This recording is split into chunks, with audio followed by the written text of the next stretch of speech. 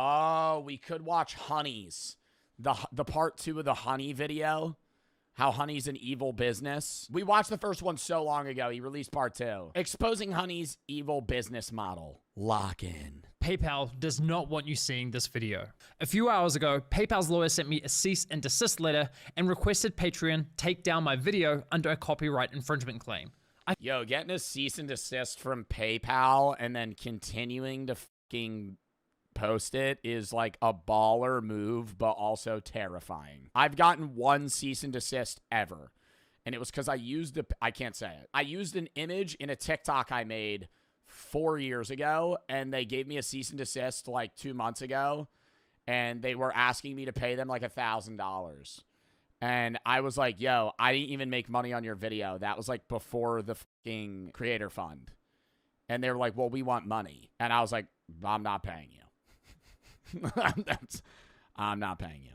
Yeah, they wanted me to pay them off of like estimated revenue. I was like, yo, I used an image of your TikTok. You're a millionaire, Joe? Yeah, and I'm not giving some scam. Bro, I'm not going to be hyper specific. The video's taken down now. It was a picture of food. It was a picture of food. And he wanted me to give him $1,000 for the picture of food.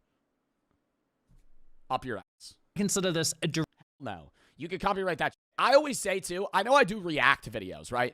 And a lot of people will be like, yo, you don't make content of your own. You've just fucking do react videos. Number one, somewhat valid. You know, I can't sit here and be like, my content's entirely creative. I'm not as creative as any of these other guys that are making content, right? I'm a riff guy. I understand that. But what I will say is, I'm not like these other, bro, motherfuckers will try to, when motherfuckers hate on me, they'll try to compare me to these reactors that literally just sit in the corner and go, and they turn a 20-minute video like they're reacting to a 20-minute video and their reaction post is 22 minutes. I cut down will have react videos that are 15 minutes in length be fucking 40 minutes long. I'm yapping. People complain that I talk too much in my reactions. That is a honest complaint I have been getting more and more, is that I talk too much. And I'm going to say, I don't give a fuck. I know if this becomes a YouTube video, there's going to be like, yo, 11 seconds in and he's 5 minutes yapping. I don't care. That's a good complaint to have. I'm talking too much. I'm transforming the content. Yeah, Dante also has that complaint. That's good. Like, and the other thing I'll say is when people are like, yo, you're stealing content, I have always said, if a creator reaches out to me and says they don't want me to react to their shit, I'll take it down. They could copyright my shit, or if they fucking want me to give them some sort of extra credit, I'll do that as well. I've always said, like, if they tell me to stop reacting them, I'll stop reacting them. No problem. I'm not going to be mad at them. I get it, right? Brooke for the sub. It's happened like twice, ever. Direct attack against my fucking lighting's fucked up. All right, lock in. Fundamental right. Seeing this video. A few hours ago, PayPal's lawyer sent me a cease and desist letter and requested Patreon take down my video under a copyright infringement claim. I consider this a direct attack against my fundamental rights as an independent journalist. PayPal has specifically taken issue with the fact that an anonymous source discovered Honey had left their source code exposed within their iOS app, which, if you know where to look, is publicly accessible. This anonymous source found the code and sent it to me. I reviewed the code for security research purposes, which is a protected act, and I only published relevant sections of the code that provide important context to the story, which I consider within the realm of public interest. Nevertheless, I have removed sections of the video containing said code, not because I believe PayPal are correct, but because I know they will have YouTube take this video down. It was only a small segment of the video, therefore I have made this decision quickly, under duress, and to proceed with this publication as quickly as possible. If PayPal... Yo, YouTube and every social media for that matter are going heavy AI like content review, and it's ruining every platform. I'm going to have that take. TikTok is the worst culprit. They have no employees. They have no employees. Everything on TikTok is like AI reviewed. AI like flags videos and like goes through shit. They have like nobody working there. Literally nobody working there. It's impossible to find. Like they have no representatives. YouTube used to have a system where every big YouTuber had their own partner manager, And that partner manager would be, you know, obviously the partner manager of like 30 people, because you're not going to have one guy to one guy. You can't employ people just like that. But they barely have that now. And everything's AI. And it's always, I understand it being slightly AI, but like, dude, it's just like, yeah, it streamlines the process. It makes shit faster. It's not as efficient. It's not. Like, there has been endless times where I get a video age restricted or demonetized. I review it and it's instant denied. And it says a human reviewed your video and it's denied. And I'm like, yo, is there a motherfucker sitting at a security screen waiting for Joe Bartolozzi to hit review and then instant presses no? Like, I know damn well a human did not review that video and tell me that it's not okay to use, right? And I love YouTube. YouTube's not the worst of the bunch, right? They're better than many. They still do have people, and you can reach out to YouTube on multiple regards. I've talked to them before. I still think they're going down the wrong path, but I think they're still capable of working with. TikTok, on the other hand, is horrible. Everything's AI. And so in the same sense of that, it's like, dude, if PayPal like set a dispute, YouTube wouldn't even look into it. They would just go, okay, sure, and just take down this guy's video. Thought this would stop me. They were sorely mistaken. Enjoy the video. I don't trust honey. I don't know what it is. I don't trust it. They push so much advertising. They push so much advertising. And then people are getting money out of it, and then people are saving money out of it, and that makes sense, but the other part doesn't make sense, and then something's going on here. Where's all this money coming from? I have a feeling there's gonna, in like a couple years, there's gonna be the great honey conspiracy. Well, now there's certain advertisers that spend more than others and ones that spend way more than others. And companies that spend a lot are like gambling agencies, like Cash App's really big in this space right now. And it makes sense because they're like a huge company that obviously rakes in revenue through, you know, people using their platform to spend money, right? Honey was so weird because they were spending at the same level as like DraftKings. But Honey marketed themselves as this company that like saved you money and was free to use. And so you're sitting there like, how the fuck are they investing millions of dollars into creators, potentially billions of dollars worldwide? Like they were paying Mr. Beast, the biggest YouTuber. How the fuck? What was Honey? Honey, I don't even know if it exists anymore. They probably do, but they're getting crazy lawsuits right now. Honey was like this scam ass fucking platform or like ad company that would be a browser extension on your computer and like input coupon codes automatically. So you didn't need to search for them. So whenever you bought something, you would just use Honey's code and then it would input something, save you 10%. And so on surface level, it made sense. But behind the scenes, part one, basically summarizing it, Honey would not give you the best code. They would give you worse codes that made it seem like you were saving money, but in reality, they were working with the businesses behind the scenes to give you codes to make it seem like things were on sale, when in reality, they weren't actually saving you money. They were actually making money on you. And they would also make money on commission through the code.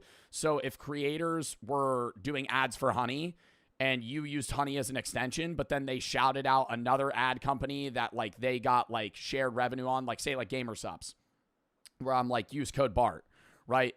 But then if you had Honey, Honey would input their own code and then fuck over the creator. So they were screwing people, they were screwing creators, and they were taking your personal information.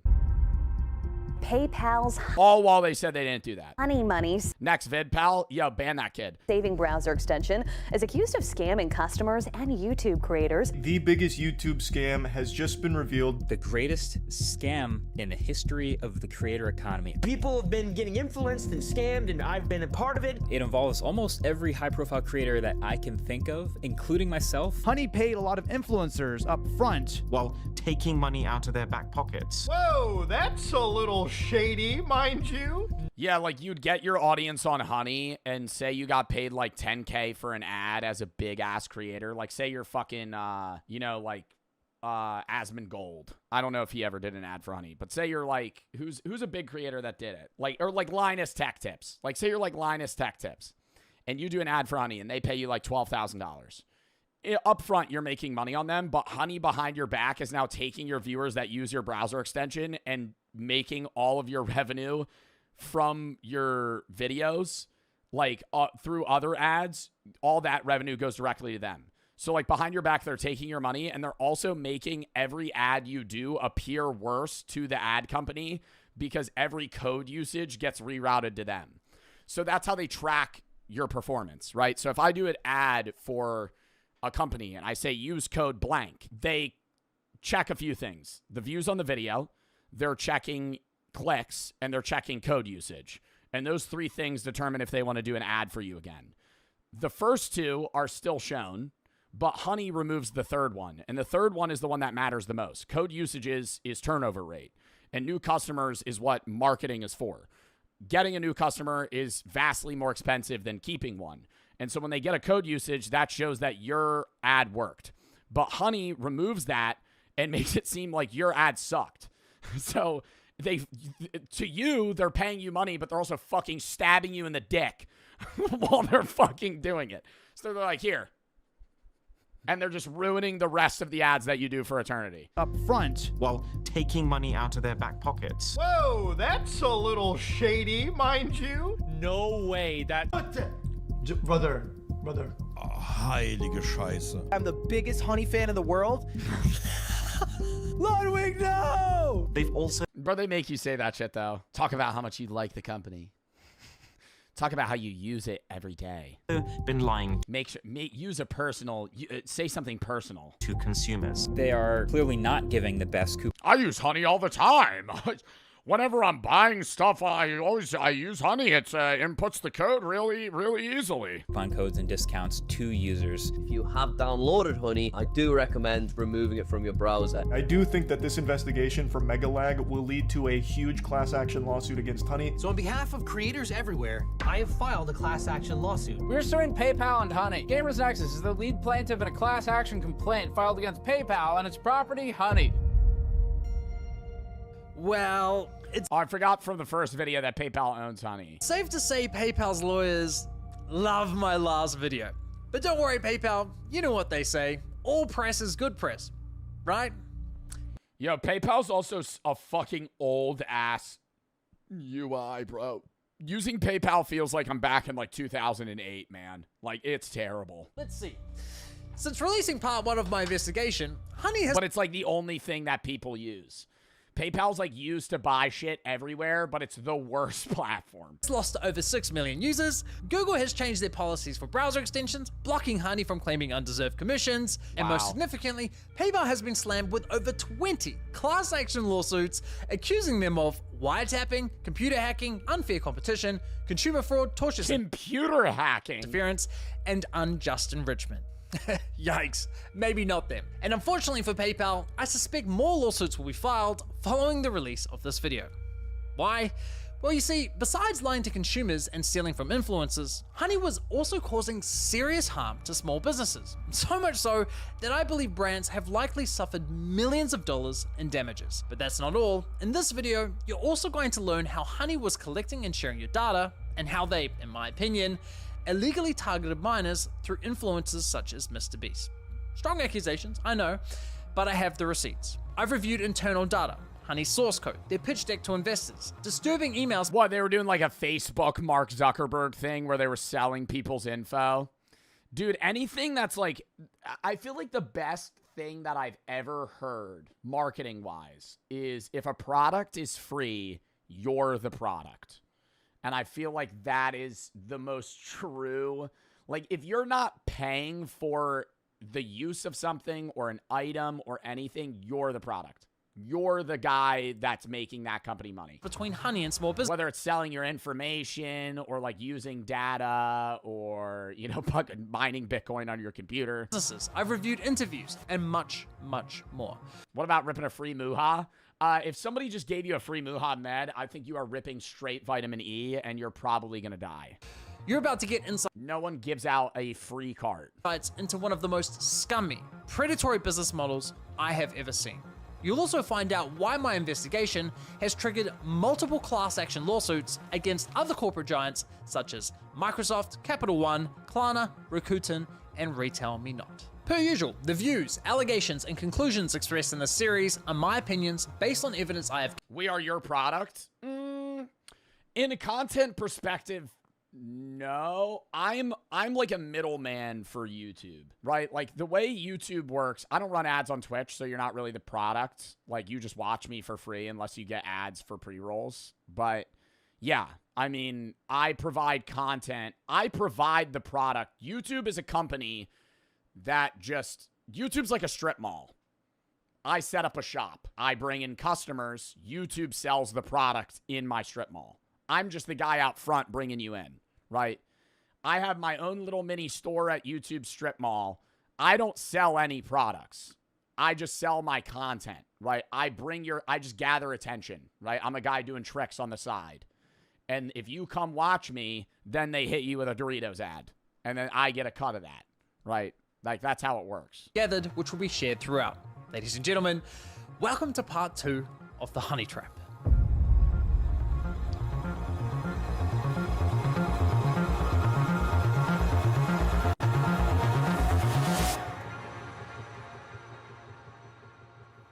There were many moments throughout this investigation where I thought I'd reached the end of the rabbit hole. I thought I understood everything there was to know about Honey's dirty business model.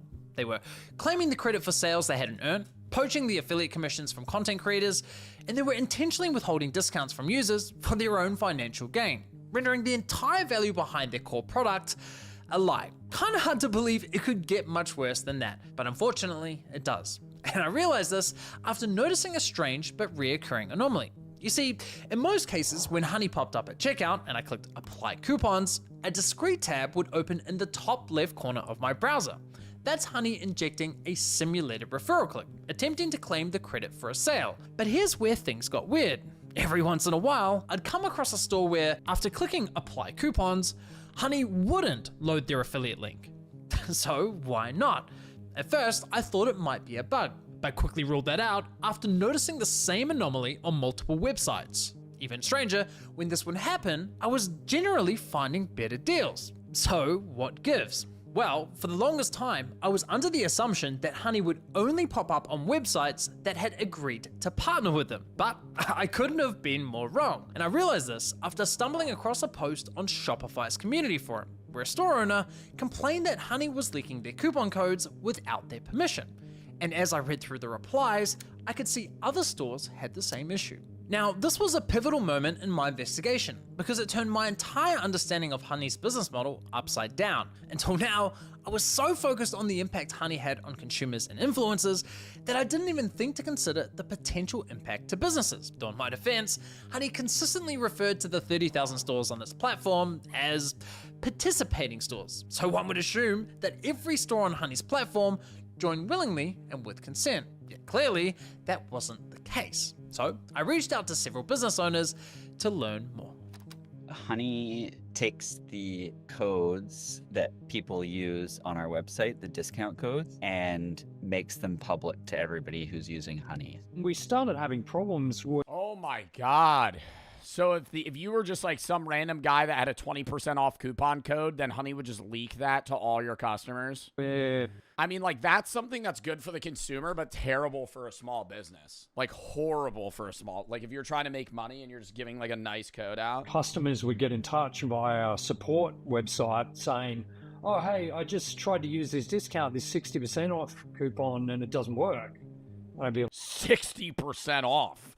I don't think there should ever be a coupon 60% off. What the fuck? I feel like 10, 25 tops. 60% off, brother. What? Like, how are they making money?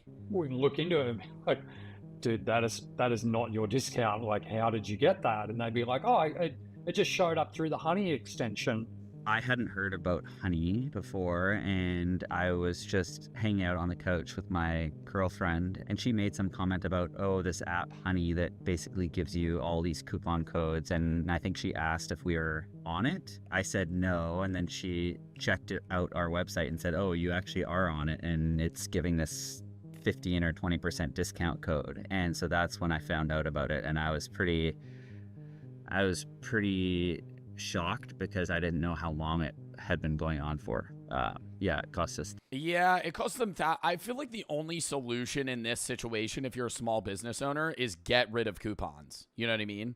Like, you can't get rid of Honey, but you could get rid of codes. Like, just don't allow coupon codes. You know what I mean? Like, that would be the... I'm not saying, like, Honey's not in the wrong here. They are. But, like, that is a solution. It just sucks because then you can't give... There's no sales. Thousands, and I haven't even looked into how far back it went, but I know we just ended the code right away. Now, oh, so they could get rid of it. If you think that sounds bad, well, trust me, it gets a whole lot worse. Or the other loop around would be like a limited coupon number. You know what I mean? Like if they just had on their website a 20% off code that only a few people had, and then Honey leaked it to everybody and they were just spam using it, they lose thousands of dollars. The only other thing would be like a code that's usable like 100 times. First, and then it deletes. What I eat in a day, TikToks are insane. TikTok what I eat in a days have genuinely gotten out of control. What you guys are today for a little snack for dinner? I wanted to have something sweet, so I got 2 boxes of the crumble cookies, you guys. That is a fucking heart attack. Brooke literally just got me 4 of those cookies, and they taste good as hell, dude. I eat one of those, and I feel fucking disgusting after. Like, I'm happy to eat them, and I enjoy eating them, but, dude, one of those cookies is, what, like 600 calories more? And that's what? That's a box of 2 boxes of 8? 16 crumble cookies. I think if I ate 16 crumble cookies in one sitting, I would die. They're 1,000 calories. How much is a crumble cookie? Over 800. The semi-sweet chocolate one's like 700. Just so much saturated fat. It's just a heart attack. I don't actually think, I don't think anybody actually eats like this though. Can I say that? I understand there's people that are overweight and there's people that are obese, but I genuinely don't believe that there's anybody that orders 8 crumble cookies and eats them casually. I feel like a lot of it's for content because there's like, I don't want to say it's like a fetish or anything, but like the amount of people that love watching like mukbangs and watch people get morbidly obese. Like there are people that enjoy watching YouTubers like delve down this rabbit hole of like pure unhealthy dog shit. And no, seriously, like there are millions of views. Like there's 20 different YouTubers that make mukbangs, and not like regular mukbangs, like mukbangs where they just eat shit and just hordes of shit. It's not anything they would regularly eat, but it's like the content they make and it's how they make money, so they do it. But then they just start fucking gaining weight rapidly. Nikocado avocado? Yeah. Honestly, I mean, not anymore. He's like healthier now, but nothing could have prepared me for these meals these morbidly obese people are eating. And honestly, I was just left disgusted by the absolute gluttony on show. And I want to start by looking at the diet of the up-and-coming creator known as James Bowler, who loves to show off his little snacks, as he calls them. What you guys today for breakfast for a little snack? A whole box of Twinkies. Does he actually just eat all of them on camera, though? There's no way. Have a whole box of Twinkies and some milk. Let's get started. These are literally like my favorite snack. I can swallow them whole.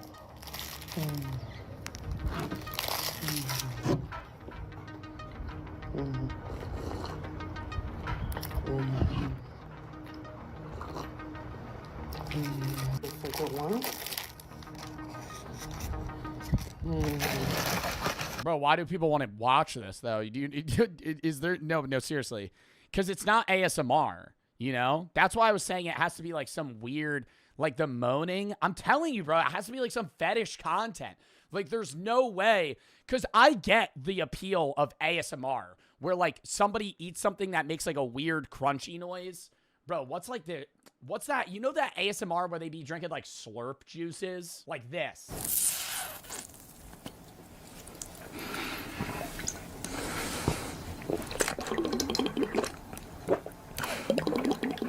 That's satisfying. That's satisfying to watch. I get that. But that's not like necessarily unhealthy. It's just like this guy drinks stuff that's like satisfying in these weird tubes and stuff, and it's like cool to watch. But there's like that, and then there's just like actually just watching somebody eat a box of fucking Twinkies. Like it's not...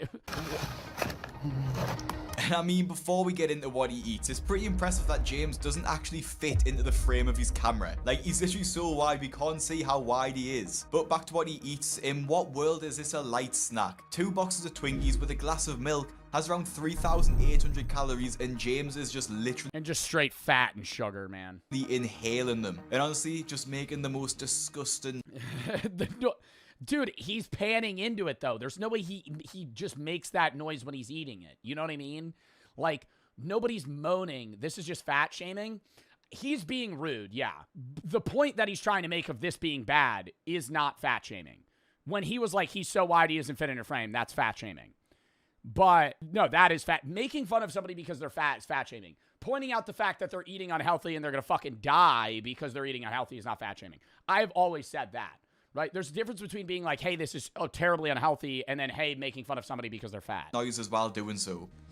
Yes, I got two because every time I finish these, no se me quitan antojos, so I got 2 boxes.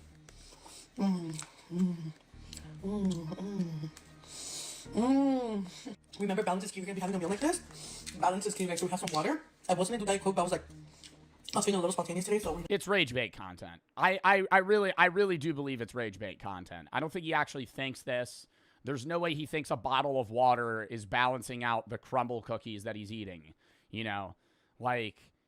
It's to annoy people to bait engagement, which gains views and money. Like, that's what it is.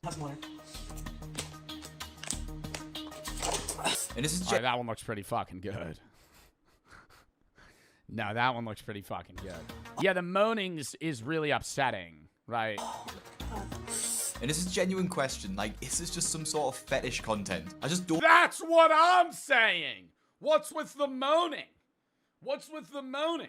Why we're eating a box of crumble cookies? It's like there's not a second of like silence. I don't understand who this content is aimed at, and honestly, it's just sad to watch. I actually originally thought it was all rage bait, and there was no way that... Oh no, I think it is. I think it's a mixture. I think it's like 80% rage bait and then 20% fetish content. Like that's because there's no, this isn't ASMR, right? There's no mic. He's recording on his phone. It's not like he's like eating it next to the camera or something. Would actually eat this stuff day in and day out. But then you look at the size of him, and he clearly is. And he uploads one of these videos pretty much every single day. Well, I think that's probably the cause, right? Like, you could eat healthy outside of this, and you would still gain weight. Like, if you're eating 3 caramel cookies on camera, that alone's 1,800 calories. That's like a day's worth of calories. Today for a little snack. Like, even just that. Like, dude, outside of this, he could just be eating straight salads, and he'd still gain weight. For dinner, I wanted to have something sweet, so I got 2 boxes of the crumble cookies, you guys. I'm so excited. Let's get to... This is the first box, you guys. Oh, look at that. Oh my god, I'm so excited. You know? The first one we have is the s'more brownies cookie. Look at that, you guys. Oh my god. Oh, that looks so good.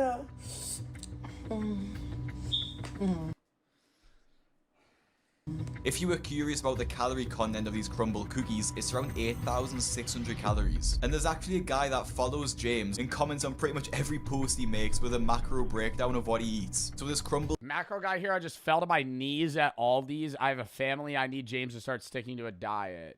432 grams of fat. Bro, that just clogs your arteries. 627 grams of sugar. Cookie feast had over... Yeah, it's speedrunning a heart attack. 627 grams of sugar and 432 grams of fat. And like I said, over 8,600 calories. And this is just beyond sickening. And it's actually a joke that Instagram allowed James to keep his platform and get paid for it. James is without a doubt eating himself to death. And the comments on his video... Yeah, I mean, it's not on the same severity, but like, obesity is a food addiction. Like, that's what it is. Like, and it's one of the hardest to I don't want to try and compare addictions, but the problem, and I've said this before, I'll say it again. The problem with food addictions is if you're addicted to crack, you stop doing crack, right? And it's really hard to get off of crack, but you stop doing crack. If you're addicted to food and you use food as a coping mechanism, you can't just stop eating. You need to eat to survive. So it's like, the limiting of that is really, really hard. Yeah, like stress eating as well. It's like, it's a mixture of stress eating and then just poor diet. Know this as well. Like, poor diet and eating bad doesn't equate to morbid obesity. It's like a level of like binge eating. Unfortunately, this dude is literally eating himself to death. He's no doubt a diabetic and on his way to a massive heart attack. With so many people out there struggling to beat cancer and all kinds of ailments, this guy is killing himself in the name of food. Incredibly very sad. The worst part about James is that brands and restaurants have actually started inviting him to their places, presumably offering him free food for a good review. Now I have to say, why would any restaurant want him to review their food? It seems like James would eat publicity, absolutely anything and give it a 10 out of 10. Mood, you guys were right here at Juice Time in Southern California, and we're here at Traveler Suites. Mood? These are the first two, I think these are smoothies. This one was one of my faves. It tasted like cotton candy. This is a Dubai chocolate cup strawberry. 10. Yeah, that shit looks fucking disgusting. Yo, that shit looks fucking disgusting. Oh my god. The Fruit Loops on the fucking... Yo, this actually just looks like straight sugar slop. This is like somebody just trying to be like, yo, this tastes really good. It's just packed with sugar. It's just, there's no part of this that's appealing. I think these are smoothies. This one was one of my faves. It tasted like cotton candy. This is Ew. The Dubai chocolate cup strawberry. 10 out of 10, you guys. Everything is homemade. These are the mini pancakes. We have the Biscoff mini pancakes. 10 out of 10. They're Dubai chocolates. So big, you guys. 10 out of 10, you guys. I suppose actually he is a good reviewer because none of the food will go to waste. But I just can't see how anyone... Alright, now, like, I understand the point in, like, documenting the what I eat in a day TikToks, but, like, now we're just, like, tossing in jabs. Like, that's rude. I would look at James and want to eat what he eats. In fact, I would be staying well away from anything that he eats. James also isn't the only one who's making a big impact on Instagram. And actually, there's thousands of fat people sharing their what I eat in a day videos. Everything I eat today as a fat girl.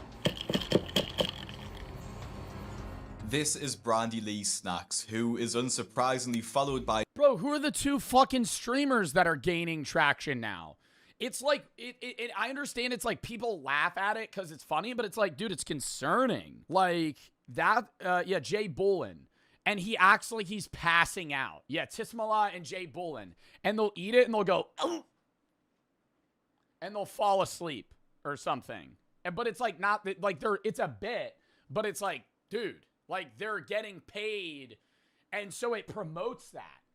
But it's like, you know, I get why they do it. Like, I don't think they're in the wrong, but it just sucks. James Buller. Because it's like, now there's no motivation. Like, it's like, hey, now we're getting money to eat like shit. On Instagram. And she loves to share what she eats in a day. And actually starts every single day with a donut dipped in milk. Just to make sure that she has the worst possible breakfast every morning.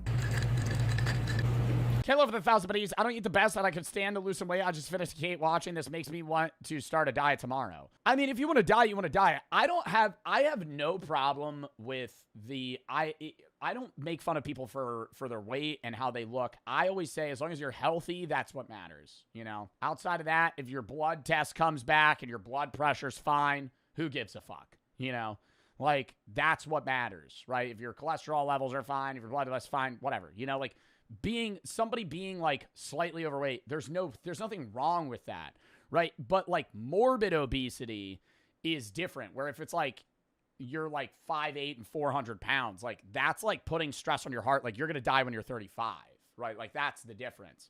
I would assume you're still fine. Like I still eat cake, I still eat, you know, the fucking, what are those gancitos? Those are fucking good as hell. I eat those too much.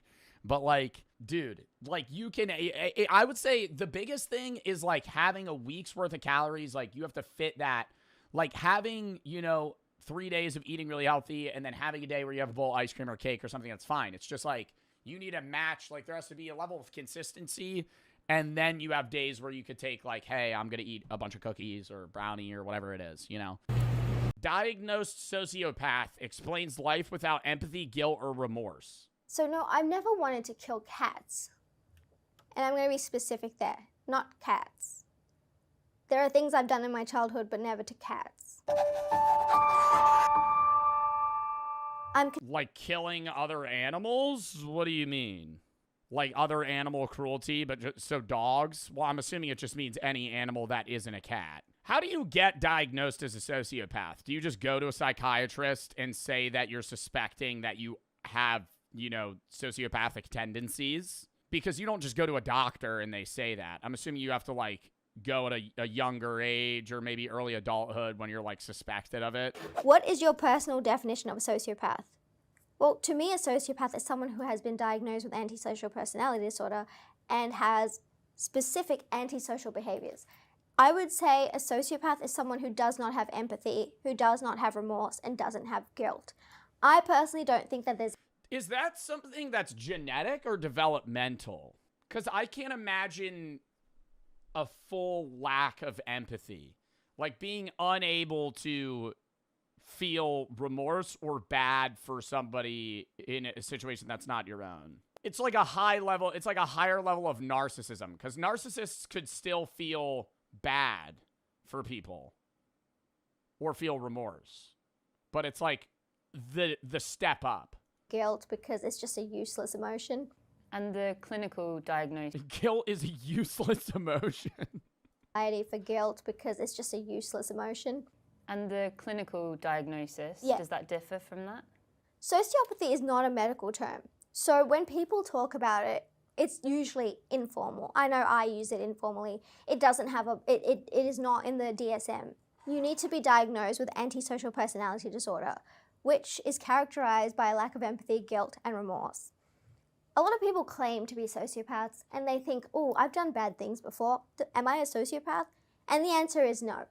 Most of you still have empathy, guilt, and remorse, and what people like to call it conscience.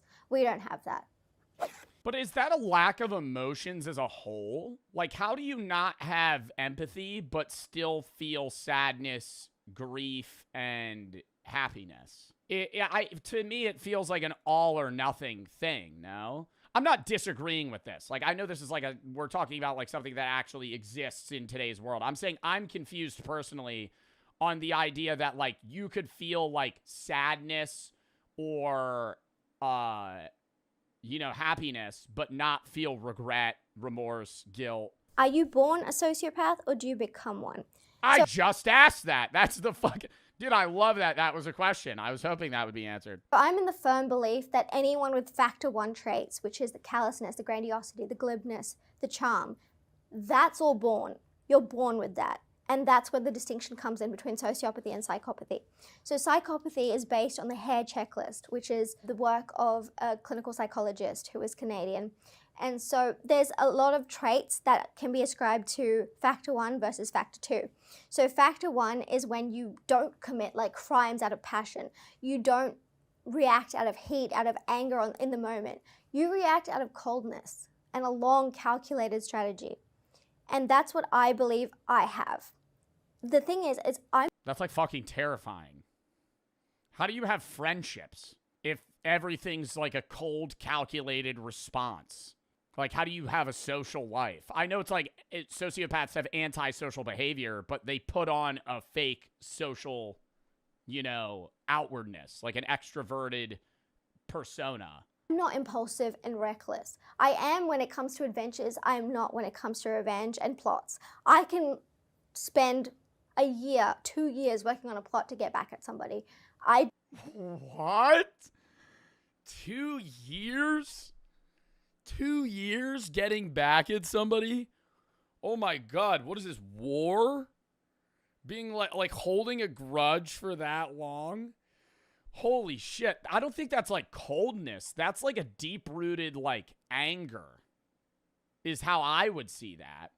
I know it is more cold because like the level of calculatedness is like very long term. Like you're not going to have that emotion for such a long time. So it's seen as like a more neutral, just like numbness. I hate meal planning. Every time I go to the grocery store, I buy one of the same 4 things because it's what I know how to make. And I'm too scared to branch out because I don't know what I should get. I don't know what I should make. With HelloFresh, they make that process so much easier, not only by having the produce and meal kits delivered directly to your door, but also in conveniently packed meal kit prep plans that you're able to make in 30 minutes or less. All the ingredients are delivered fresh to your door with a simple, easy-to-use instruction packet on how to make the dish itself. I mean, look at the options. With endless new stuff every week, you're bound to find something that you're ready to enjoy. So check out HelloFresh and use my code JoeBFM at HelloFresh.com to get 10 free meals and free shipping. Free meals are applied as discount on the first box. New or returning subscribers only. Varies by plan. Sign up today. Use my code JoeBFM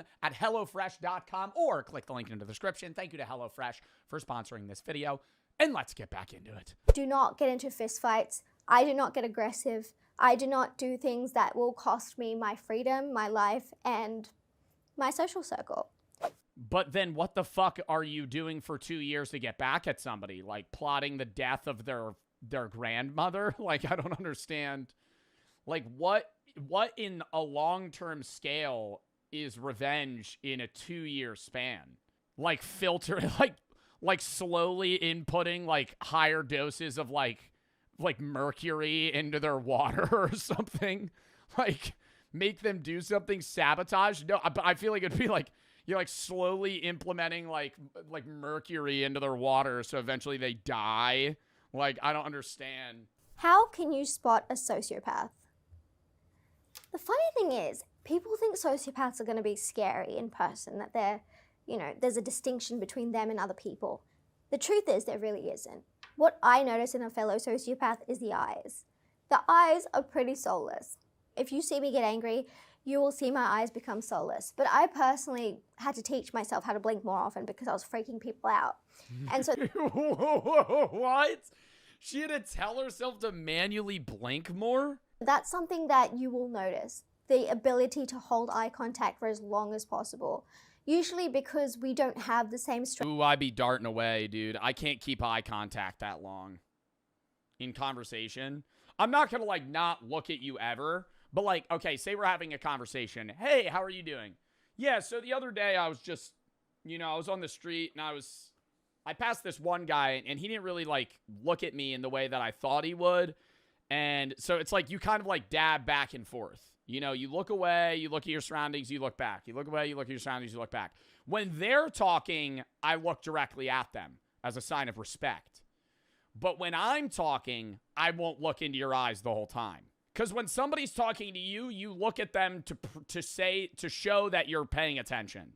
That's a level of respect, is like, if I'm talking, you look at me, because when you're looking at me, you're saying I'm obviously paying attention to what you're saying.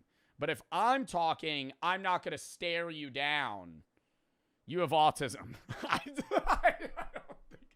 I've never been tested. I'm fairly certain I don't have autism.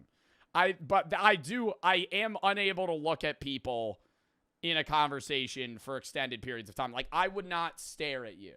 People were also very calm in tough situations, and we're calm when we even get, like, almost hit by a car, like I was the other day. My heart rate did not go up at all. So when you notice someone who is exceptionally calm, exceptionally good in stress, it's highly likely that they could be a sociopath.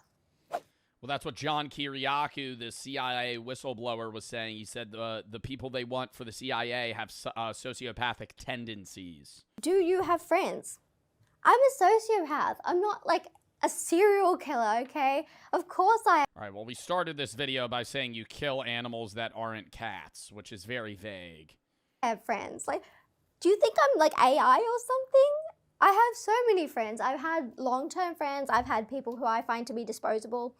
And so yeah, but I feel like she never has a true friend. The way that she's explaining it is like a sociopath would never be able to have that deep-rooted connection with somebody. Like in the Aristotle sense of like utility friends, and then, she has friends that have purposeful, relationships with her where it's like, hey, we're coworkers. I need you to be my friend so we can help each other with this.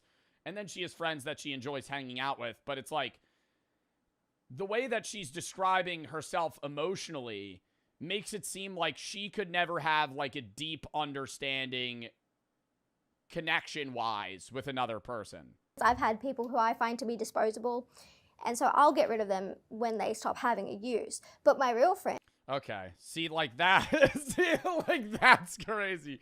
Like when the way that she's describing disposable friends, the average person would just say they're my acquaintance. Like I have people that are acquaintances where we are friends due to circumstance, but I would not be like, you're a disposable friend when you're no longer of use to me. I would get rid of you. I feel like that's a very cold take. Who are within the core, they get the best friendship imaginable. Like, I will do anything for these people, but Yeah, low-key, having her on your side would be awesome. where you'll lose me is consistency. And so whoever falls off based on that, I understand. I'd be annoyed too. But it's not a deep-rooted friendship. She's never going to be, like, I understand she's saying, like, she'll be there for you, but it's like, if you're a sociopath, you don't have a sense of empathy, you don't have a sense of care, and you're unable to do that. When your friend goes, hey, I need help moving in, all my other friends are busy, my mom just died, and I have to move out because I can't afford rent at this place. No part of you is going to be like, okay, I need to be there for this person. You would just, maybe from a calculated sense, you're like, this is valuable to me to help this person in this scenario. But that's more of like a personal gain sense than like, I actually just want to help this person because I feel bad for them, you know? What do you look for in a friend?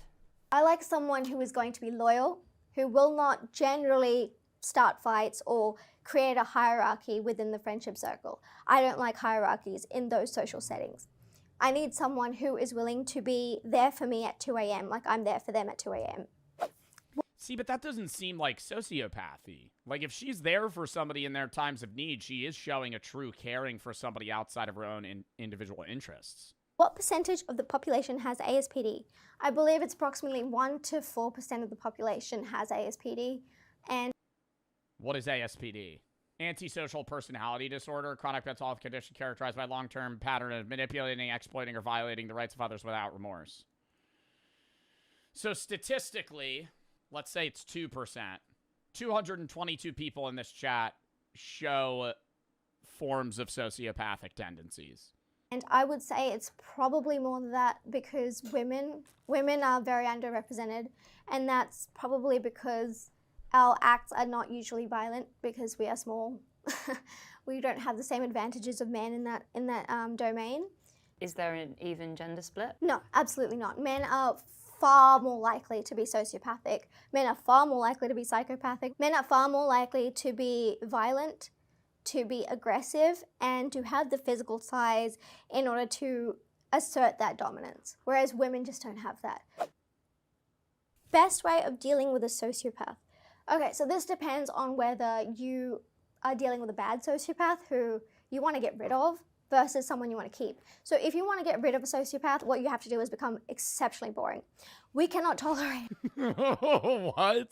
So you have somebody that like likes you and you don't like them back and they're like a sociopath and they won't leave you alone, so you just become boring and then they'll leave. We honestly cannot tolerate boredom. So the minute you start being less interesting to us, we'll lose. Like, we'll drop you. You could become very needy, very clingy, very dull, ugly, gain some weight. That sort of stuff will make us lose interest in you. All right, well, I'm not going to get fat for the sole purpose of somebody losing interest in me. Like, what the fuck? If somebody, I feel like there's got to be better ways. Yeah, maybe acting boring. It's like, all right, yeah, maybe lose yourself a little bit. You just pick up drinking, gain 30 pounds. We are so bored as a baseline. If you bore us even more, we're going to cut you real quick. Like, you'll be out of here in no time. When you say bored as a baseline, what do you mean by that? So I get bored basically just existing. So I don't necessarily feel boredom in the way a child would, but I feel this like sense of restlessness or agitation when I'm not actively a part of something that's going to bring me success or bring me fun. So that's when I start. Doesn't that feel more like an ADHD, like, kind of energetic? That doesn't really feel like a sociopathy thing. That feels more just like a restlessness of constantly needing to be stimulated. Spending wild amounts of money, going on trips I never planned earlier, just forgetting medications and deciding to stop taking them because it's inconvenient going to a pharmacy, that boredom really gets in your bones, and then you just have to do something about it. So it's already so bad. When you exacerbate it, of course we're going to get rid of you.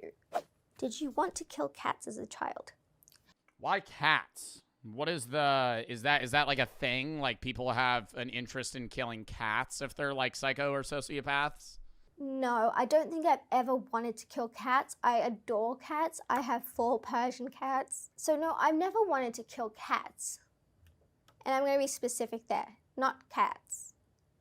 There are things I've done in my childhood, but never to cats.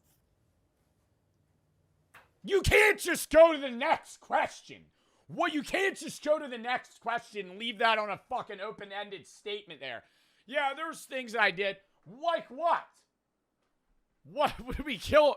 Were we strangling dogs? What were we doing? Were we blowing up frogs? I don't understand. Do you want to elaborate or no? You just move into the next question. Thank fuck the interviewer. Aaron, thank you. Thank you for butting in. No. I was a very violent child. Oh, gosh. See, that's not elaborating in the way that... See, that's making me more curious. I didn't carry that out past approximately 12. And let's just say in India, when I visited, we visit every December, it's a lot easier to get around the law. It's a lot easier to get around even violence towards other people, towards animals. But it's never been cats. It never will be cats. I love cats so much. Smash or pass, hear me out edition. Surely this is going to be a banger, right? Welcome to a new video. Let's play Smash or Pass with the Hear Me Out characters from our... Oh, is that an AI voice? Ew. ...viewers. There are some interesting ones. Let's go! Would you smash... Smash. Smash. Nick Wilde, smash. Smash, or would you pass? Smash. Hunk. Smash. It's not even close. Are you kidding me? That's not a Hear Me Out edition. Like, you're Zootopia? That's like the most... Smash. Smash. Smash of the Bird, too. Are you kidding me? Mufasa? Mufasa? King of the Jungle? Giving you too much time to think. What will you choose Pass. Here? Roderick Heffley? No. No. Badass? Pass. Cool guy? Pass. You might be gay for saying that I wanted to Mufasa, the coolest guy in town, the main character. Smash or Toothless. Pass. Smash. I do love Toothless. Toothless would be like the Mary in a Mary kill. Like I'm not f***ing Toothless. I would love to like, you know, marry Toothless in like a platonic way. Like he's like a pet. Yeah, it's not like, I don't know, like Nick Wilde, yeah, it's a fox, but it's like he's like an anthropomorphic fox. Toothless is just like a dragon. What's your choice? Ooh, Barry B. Benson? Pass. You're smashing Barry B. Benson. Barry B. Benson is the most annoying fucking guy in the world. Why is it all guys? I don't know. How about... Oh my God, Smash. Mr. Clean? Are you fucking kidding me? Dude, the earring? I used to think that Mr. Clean was Howie Mandel from Deal or No Deal. And let me tell you, bro, Howie Mandel during the Deal or No Deal days, smash. Smash. Are you fucking kidding me? Clean, bald head. He had those gold earrings and that goatee. Or that, like, weird, like, beard, like, stash he had. I'm smashing Mr. Clean. Mr. Clean's awesome. What are you fucking... Dude, that's like... Mr. Clean's like a jacked guy. Would you smash... Chat GPT. Pass. Are you fucking kidding me? What, the app or the AI? Like, what is the question here? The app. How do you even do that? Remy the Rat? Why are they all men? Why is it all guys right now? Wait, what is happening? Remy the Rat? Could he control me? Like, could it be like a third person type of thing? Like, he's in my hair and I'm wearing a hat? Like, Remy's a rat. I don't know. This one. Pass. Pass under the guise that it's just him. But if he's allowed to, like, be there, Remy can take the reins. What will you choose here? Bullet Bill from Mario Kart. He's kind of shaped like a butt plug. I'm going to pass. Smash or pass. Judge Judy. Oh, God. Pass. Pass. Give me another Mr. Clean here, dude. Pass. What's the hear me out on Judge Judy? What's your choice? Smash. Eve from Wall-E. Bro, I'd be like Wall-E in that shit. Smash. Eve is awesome. Eve is awesome and also like the coolest robot in the universe, in that world. Childhood Clippy. Clippy. Ooh.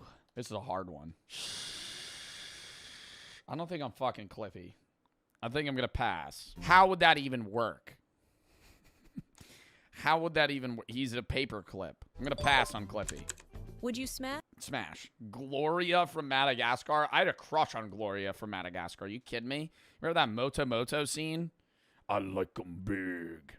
I like them chunky. Yo, that guy was badass too. Gloria from Madagascar was like the coolest person ever. Does she have to remain a hippo though? Does she have to remain a hippo? Play the scene? No. How about this? Oh, fuck no. The Cheshire Cat's getting a pass.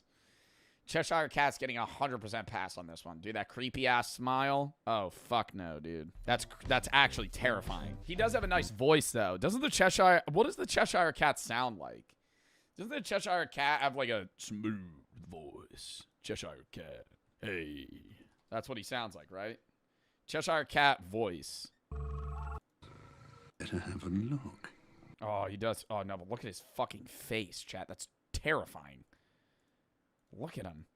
And he's always like like 3 fucking inches away from your face. No. Mr. Mosby? Mr. Mosby? Pass. They're coming up with some creative ones. I didn't think Mr. Mosby would be on this list. Smash. Are you fucking kidding me? Green M&M? Before or after the sexy boots? Or pass? Before or after the sexy boots? Is this pre or post woke green M&M? Is this Tucker Carlson green M&M? I think it's the green M&M in the image. Pre-nerf. What's your choice? Megamind, pass. Is it blue? Smash. How about Winona Ryder in Pass. Beetlejuice? Pass. Probably smells bad too. Pass. Gross. Pass. Would you smash or Pass. would you pass? Any character from Phineas and Ferb is a hard pass. Hard pass. For multiple reasons. How about this one? Pat the handy hammer. Handy bandy hammer. Pat. Pass. I feel like I'm passing on a lot of these. What will you choose? Blue's Clues, but Steve from Blue's Clues. Pass. God, man. Why Smash? So many people are saying Smash. The dog? No. Steve, the guy. I feel like that's bestiality if you say Smash to the dog, bruh. It's different with the hippo, like Gloria, because she's an anthropomorphic hippo, and she's like human, like she is like a human consciousness. I feel like if you're saying like Smash with the Blue's Clues dog, bro, Mufasa talks. Doesn't Mufasa talk? He speaks. Just Smash. Lola? Smash or pass? I'm gonna go pass. What's your Smash. choice?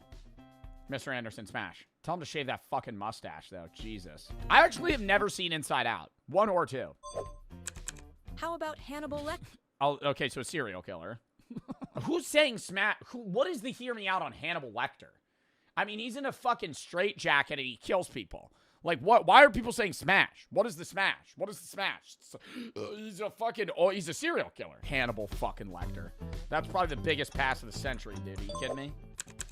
Would you Smash. Guido. Fastest hands in cars. Fastest hands in the entire film, dude. He changes tires better than anybody. That's an immediately.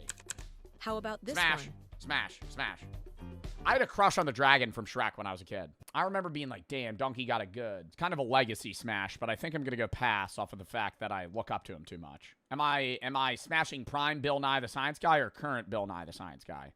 I think I'm going to pass either way. Write your hear me outs in the comments so we can... Oh, gosh. Wait, I kind of want to read some of these. Lego Batman Smash. Johnny Depp as the Mad Hatter. Pass. Not even close. Wolf from the Bad Guys movie. Smash. The Slenderman. Pass. Demogorgon. Pass. Bambi's dad. Don't remember what Bambi's dad looks like. I'm going to go pass. Pyramid Head from Silent Hill 2. That's a smash. Magma Cube from Minecraft. Ooh. Pass. Smash. Pass on the Ghast. Handsome Squidward. That's a pass. Optimus Prime. I think any of the Transformers, really. It's metal, though. Feature them in one of our upcoming videos. We're excited and can't wait to see your unique Hear Me Outs. Fuck out of here. Johnny from Sing. I hate every character from Sing. I wish they would all die. Pass. Hate every character from Sing. They're so annoying. That movie sucks. Baymax. That's a smash. What's your choice? Larry the Lobster. Ooh. Bit of a looks maxer. You know, but he does skip leg day. He's really all in the fists more than anything. The arms aren't really there. I think I'm gonna pass on Larry the Lobster. I don't think I'm gonna hit Larry the Lobster there. How about Robin Williams as Teddy Roosevelt? The smash. The smash. Smash. Yeah. Robin Williams as Theodore Roosevelt's definitely a smash. I think even regular Teddy Roosevelt. Is Teddy Roosevelt the one that gave a speech when he got shot in the chest? I mean, that's just fucking badass. And now it's Robin Williams, too. Would you smash or would you pass? Isn't she venomous? Pass. Wouldn't that kill you? How about this one? What the fuck is that? Jungle's Clog? What is that? Is that a teddy bear from IKEA? Pass. What is that? What will you choose here? Maleficent. Smash. Maleficent? That's not really... Smash or pass? Yo, Simon from Alvin and the Chipmunks. Pass. The most traumatizing image everybody's seen is the who gets the best head image, and I hate that. Pass. Traumatizing. Everybody's seen that shit. Skip that one. Get the fuck out of here, bro. Kaonashi? It's your choice. Pass. How about King Julian? You would have a lot of aura, but King Julian's really annoying. I kind of like that big fuck that's like his servant, not the little like flying squirrel motherfucker. Who's the big guy from what's his name? You know what I'm talking about. Maurice? Is it Maurice? Maurice from what's the name of the fucking movie? Madagascar. Is it Maurice? Yeah, I'd smash Maurice. Maurice is pretty badass. What's the other fuck? See, now that's why I don't like that. King Julian's a no-go. And then also he's going to have that little, like, annoying fucker there the entire time. Mort. Oh, God. Would you smash or would you pass? Mr. Bean's a pass. I think Mr. Bean's a big pass. And he wouldn't speak. This would actually be more scary than Hannibal Lecter. I think Mr. Bean staring at you like that and making those weird faces, and he would do like an act-out mime thing. That would be really creepy. It would be so much worse. How about this one? Emily from Corpse Bride. She's a dead body. Pass. What will you choose here? Arthur's dad? Oh, shit. Pass. Smash or pass? Smash. Maximus, craziest horse in the fucking movie, dude. But he doesn't speak. Pass. It's like he's like What's an animal. Your choice? The pepper robot. This is like a waitressing robot or like a waiter robot. Pass. I feel like I've passed on most of them. Flounder? The Flounder from My Little Mermaid's also a pass. And even more so for the live action because both of them are fucking creepy. Would you smash? I'm smashing Stuart. I'm smashing Stuart Little. This is getting boring. The Vine app. What the fuck? Smash. What's your choice? Oh, here we go. Yeah, I mean, dude, Handsome Squidward doesn't have the nose problem that regular Squidward does. I don't know. I feel like this is a pretty hard choice. I think I'm going to go no, though. Handsome Squidward's not really that handsome. He just has, like, a strong jaw structure. He's the Holy Grail. How about Oscar the Grouch? Oscar the Grouch literally lives in the trash. Smash. Smash or pass? Pac-Man Ghost. Miss Pac-Man's a smash. Pac-Man Ghost is a pass. What's your choice? Smash. Interdimensional being, basically a god. Cat in the Hat could effectively kill, like, anything. Like, he literally has, like, superpowers better than most Avengers. He can spawn things out of thin air. He's chaos. effectively. That was the last one. Wow, that was really interesting. That was fun. Oh God, they have another one. Let's crank through these real quick. We're just gonna skip around. Crush from Finding Nemo is a smash. Circle Guard's a smash. Scar's a smash. Judy's a smash. Tafiti is a smash. Lord Farquaad's a pass. Bambi's father, definitely a smash. Mad Hatter, pass. Pass. Pass. Smash. Smash. Smash. Smash. Pass. Smash. Smash. Pass. Smash. Pass on Benson. Pass. Pass. Smash. Smash. Smash. Pass. Smash. Smash. Jason Voorhees, pass. With or without the mask. If he keeps the mask on, smash. If he takes it off, pass. King Triton, smash. Pass. Pass. Pass. Hey, just for the game, people, stop including, like, Phineas. Phineas, get that out of there. Right? Stella's a smash. What will you choose here? Nosferatu, pass. Like, what? What? Toy Chica, pass. Peter Malark. Peter Malark from Hunger Games or from Mockingjay? Because Peter Malark from the original Hunger Games, a bit more... I would say prime Peter Malark was Catching Fire Peter Malark. Can we agree on that? I think, like, Josh Hutcherson in Catching Fire, he was, like, a hardened badass. Whereas the first one, he's kind of a chud, and he's also insane in the third one. So I think it depends on the film. Demigorgon's a pass. Blue from Rio's a pass. 2D's a pass. Roger Rabbit's a pass. JJ from Outer Banks a pass. Diego's a pass. Pyramid Head's a smash. Shrek's pass. Bruno's a pass. Ghost from Call of Duty's a smash. The fucking Bill Cipher, evil god from Gravity Falls, smash. Villagers from Minecraft, depends what job they have. Thanos, smash. And yeah, that's it. All right, well, that was fun. All right, let's get into the next video. YouTube intro, starting now. What's up, you? No. Sorry. We're doing a try not to laugh today, but here's the twist. Here's the twist. Instead of my viewers recommending the videos, I had my mods do it because we're testing to see if they come with better videos. Because the last time I did a try, stop spamming Eat an Edible. You're fucking up my intro, Zod. I'm having my mods do the recommendations this time. The reason being is because last time we did a try not to laugh 8 months ago, I had you guys submit a lot of videos. And we had about 5,000 videos submitted, and 95% of them were garbage. So this time I tasked my mods with coming up with some videos for me to do a try not to laugh too. Whether or not they came up with good videos, I highly doubt it. They're probably going to be a lot of stupid memes about me or things that they think is funny that I won't. But the other twist that we're doing is every time, okay, I can't eat red meat. We get it! Every time I laugh, I either have to take a shot or hit a bong. Is that fair? I think the reason that makes it more interesting is because the more I laugh, the more likely I am to laugh, because the more, I guess, inebriated I will be. I feel like there should be some sort of punishment outside of that if I laugh beyond a certain point. I would say I alternate. I laugh, I do a shot. Second laugh, I do hit a bong. Third laugh, I take a shot. I think it's like, what's the line of laughs? It's a 32-minute video. It's a 32-minute video. So, I mean, there's probably going to be like, I don't know, like fucking 60 videos we're going to watch more. I feel like the line should be like 6 laughs. What should be the punishment if I laugh more than 6 times? If I laugh more than 6 times, I have to do a cosplay of something. Of what? A steak. Okay.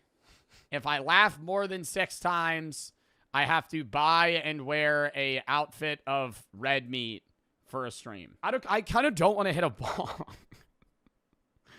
Who am I kidding? Hey, editor. Here's the thing. I want you to know I will be doing the punishments if I laugh, and we'll cut every time after I laugh. But we're only going to be able to show the shots. You can't show the bong. You can't show the bong. You can't use the bong. Maybe he'll be able to blur it. I don't know. Chat, let's lock in. That was just a juice. Try not to laugh. Let's go. Starting out with a Mr. Beast edit. Bad news already. Wait, I gotta get in the mindset. I'm not supposed to laugh. I'm not supposed to laugh. Don't laugh, Joe. Stone cold. Also, I'm saying this. Wait, we gotta start a rule set here. Not a laugh, okay? Not a laugh. Huh. Laugh. Huh. Laugh. Not a laugh. An exhale through my nose. Not a laugh, okay? Gordon Ramsay himself is going to be cooking our meals. The Gordon Ramsay. Yep. Come on in. Show me your willy. Dude, here's the problem. Here's the problem. When I know I'm not supposed to laugh, it makes it harder. I feel like I need to just go in being like, okay, I'm watching this.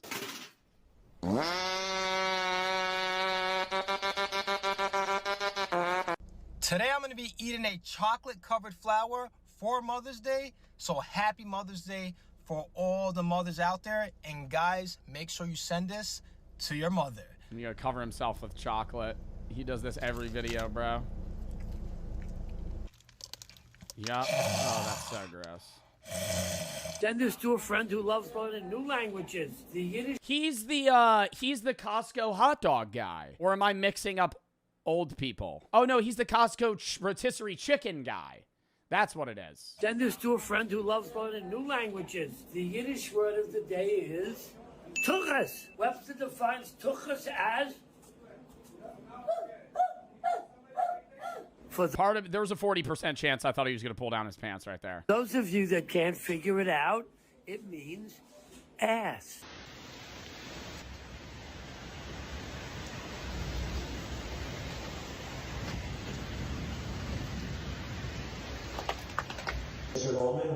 Dude, whenever I see these, I always imagine like you're the. Oh my god! No! Does that count? Wait. Okay. Wait. No, dude, I made myself laugh. That doesn't count. Okay, I'll do the shot. Here's the thing. For future reference, if I'm making my own hypothetical that makes me laugh, that doesn't count. Fine, that counts as one laugh. That's so bad, dude. We're only like a minute in. I just gotta stop pausing.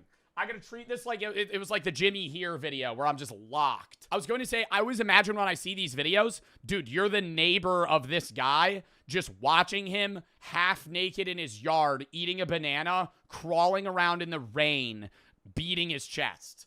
I would go, this guy's on bath salts. Also, the reason I really don't want to do this, also, thank you, F Cancer. Thank you, F Cancer, for sending me this, and Penelope Whiskey. Specialty bottle. Work with them all the time. We got to do another one. We got to do something this summer with them. I know we're doing the Cameron Boys Foundation, but maybe in like late July, do a little F Cancer stream. Anyways, the reason I'm a little worried is like, I think this is like 50%. Oh, fucking hell. Yeah, it's 47%. Love that noise. Come pie. Mr. Goldman, we are not negotiating a release. I know. It's non-negotiable. I'm just going to release. Don't. Sit down. No. Stop. No. Hey, have you guys seen my butt scratching fork? I think I left it next to my penis water. Hi people, I'm back cooking. Don't do a case cooking clip. This isn't even a TikTok. Well, it's just a try not to laugh, bro. Nah. This is a low ball clip. Again, and today I'm going to be doing crack.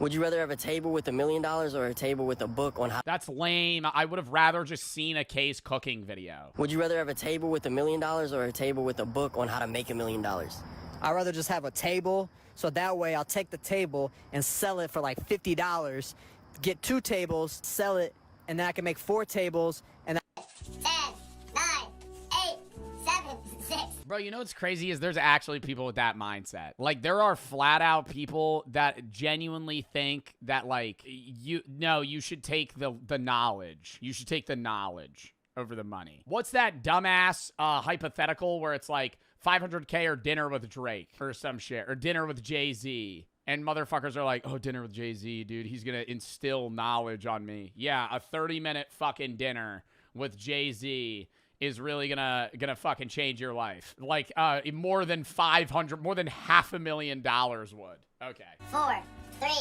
2, and 1. They call me Super Blitz. Love y'all boys.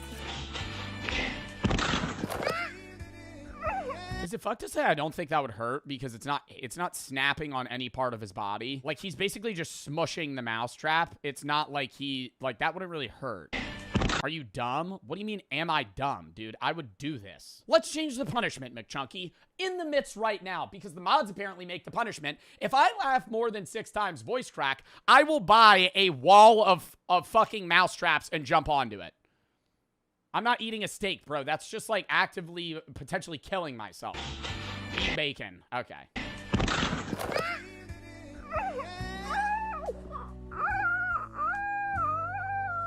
Right now, I'm completely stuck. I don't have any hands to work with here. So you're going to want to place the lamp actually How to get your tie out of a lamp while holding a green binder. on top of the green binder. That gives you a free hand to grab the tie and take it out of the lamp. It's okay, girls. I got this. Yeah, I got it for you. Can I actually get your number, please? No, sorry. Oh, man. Can I get yours then? I have a boyfriend. You have a boyfriend? Okay. What would I do? I bought for these, right? I just literally pay for it. Bye, girls. I don't know. That kind of feels scripted. What kind of food they sell? I love these videos. I love these videos. You're speaking English. It's so much better with like a dude at a furniture store. You're speaking to him in English. He responds, and then you have a guy say something in Mandarin to you, and he's like, what is happening? Yo, ask him what kind of food I should get. Hey, do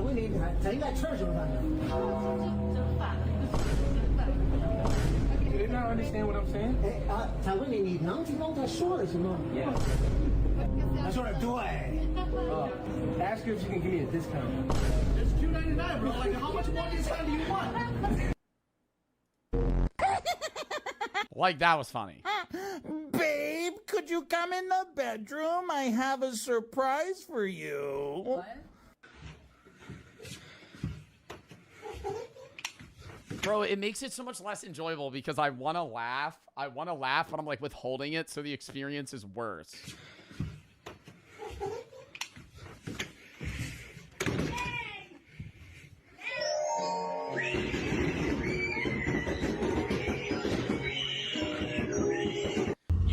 You think they know FNAF? Like a kid that young would understand what? I mean, maybe because of the FNAF movie. Hey, baby. Where you at right now? I'm in the Uber. So you're on your way over here to me, right? Yeah, baby. Heading there right now. I bet. Okay, baby. See you soon, daddy. Ask you guys a question.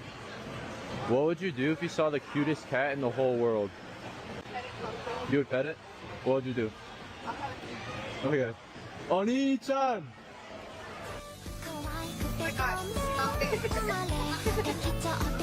I used to be a kid looking at cars. Now I'm in a car looking at kids. Listen, I didn't mean it like that. What I meant to say was, I used to be a kid looking at cars, but now... Yeah, he's trying to say that it's like, now he's one of the... You know when you were a kid in the back of a school bus and you're looking at all the cars behind you and you're like, oh, damn, all these people are going to work? It's like, now you're in the reverse position. I'm in a car, and now I'm looking at kids, as in I used to be that kid looking at cars, but now I'm in the car looking at kids. Okay, wait, that still doesn't... I get it, Joe. Okay, I'll just shut the fuck up. All right, but you know what I mean. I'm sick and tired of some of you getting my character wrong. I am Naruto Uzumaki. I'm not any other anime character. Got it? Who is this guy that is going to go out swinging? This is Cole, and it's his last year of elementary school. To live the year to the fullest, he's going to have slip-in slides. Yo, I'm saying this right now. This is cheap. Throwing in, like, if I see, if there's another video, I'm skipping it. If there's another video of me. Fart noises and chicken stars. Will chicken stars make this the greatest year ever? ranking pets I eat in the crisis. Bro, that means suck, too. What we got? Dog shit. Let me readjust my $1,500 Cartier frames with it. Which pet would you eat first? Gut pick? Dog's probably a 10, bro. I'm not eating a dog. I'd rather eat like a pet fish or like a guinea pig. That's man's best friend. That's last resort. What else we got? I will Kentucky fry the fuck out that bird. What else? Snake? That's a meal and a belt. What else we got? I don't even know what the fuck this is. As a rat. I'm liking his picks right now.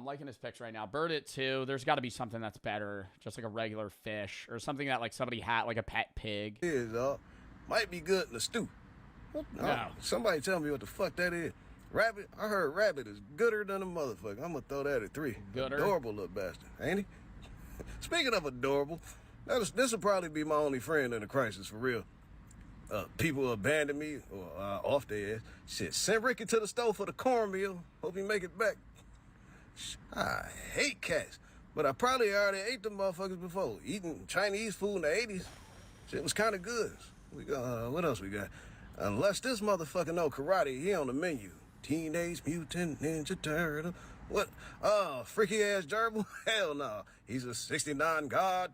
I don't know. Like most of those weren't that bad. Like they could have picked like harder shit. Like you thrown in a rabbit, bro. You had to throw in like a ferret, like some obscure animals. Being like, okay, here's a chinchilla. Road work ahead. Yeah, I sure hope it does. That's a joke from Drew Gooden. Works wash. I hope so. Kind of like the Drew Gooden joke. Clear coat. Well, I hope you're wearing clothes under it. If it's a clear coat, yeah, I hope you're wearing clothes underneath. Wheel scrubber. What'd you call me? Bro, I can't tell if like what is his name, bro? I follow him. He was on Matan. Like he does a lot of stuff. He was in 21 Jump Street. Dax, bro, do you think it's like part of this is a bit? Like, I don't know if he's like, I'm gonna be purposefully awkward funny or if it just is awkward funny. It's satire, bro, but he never breaks character. He's autistic? Yeah, I know. I'm saying like there's still a level of like he does social media. He might be outwardly going, this would do well. Wash. Shouldn't it be wash works? Don't you mean wash works? Okay, so if this is backwards... I sure hope it does. Does that mean that the car wash costs $41 instead of $14? Wash works 41. Oh, like a mirror. Okay, so then if it's supposed to be wash works and you got that backwards, does that mean that this 14 is supposed to be 41? Okay, wait, if it's 41, then, okay, wait, unlimited washes cost $9,500. $240, $9,524 per month. Okay. Oh, this is hard. Ceramic seal. That sounds interesting. I thought seals were made out of flesh. Ceramic? Okay. Oh, a sculpture. This is pretty funny. Yeah, you got it, buddy. Watch your mouth. What else? That was the best video. That was the best video thus far. I was holding that in. Yeah. Black beans. Right. Doesn't he get like a bunch of olives or some weird shit? Skip the meat? Yeah. Okay. You a vegan? I am. Oh, cool. What else? Just load that thing up with pico. Load it up? Load it up. All right, cool. How's this? I'm gonna need a little more. Bro, that's even disgusting. Like, even if somebody ordered that, like, you're just... Imagine eating, bro, beans, rice, and just, like, pico. More. I load it up. Like, keep going. I'll let you know. I'll say one. Oh, and it's wet. Like, keep going like that? I'll say one. Like, come on, seriously, like that? Like a little more, like 1 spoonful more. And then just like a little bit, like a tiny bit of cheese. Like that? That's too much. That's too much. Whatever. Sorry, man. It's fine. It's fine. It's fine. You all right, kid? I'm hungry. That looks good. Else? That's it. But how do you expect me to roll this? Just figure it out, man. Buddy, You're I can't roll it, buddy. Like I can't fucking roll it! What are you doing? 1, 2, 3, 4, 5, 6, 7, 8, 8, 8, 8,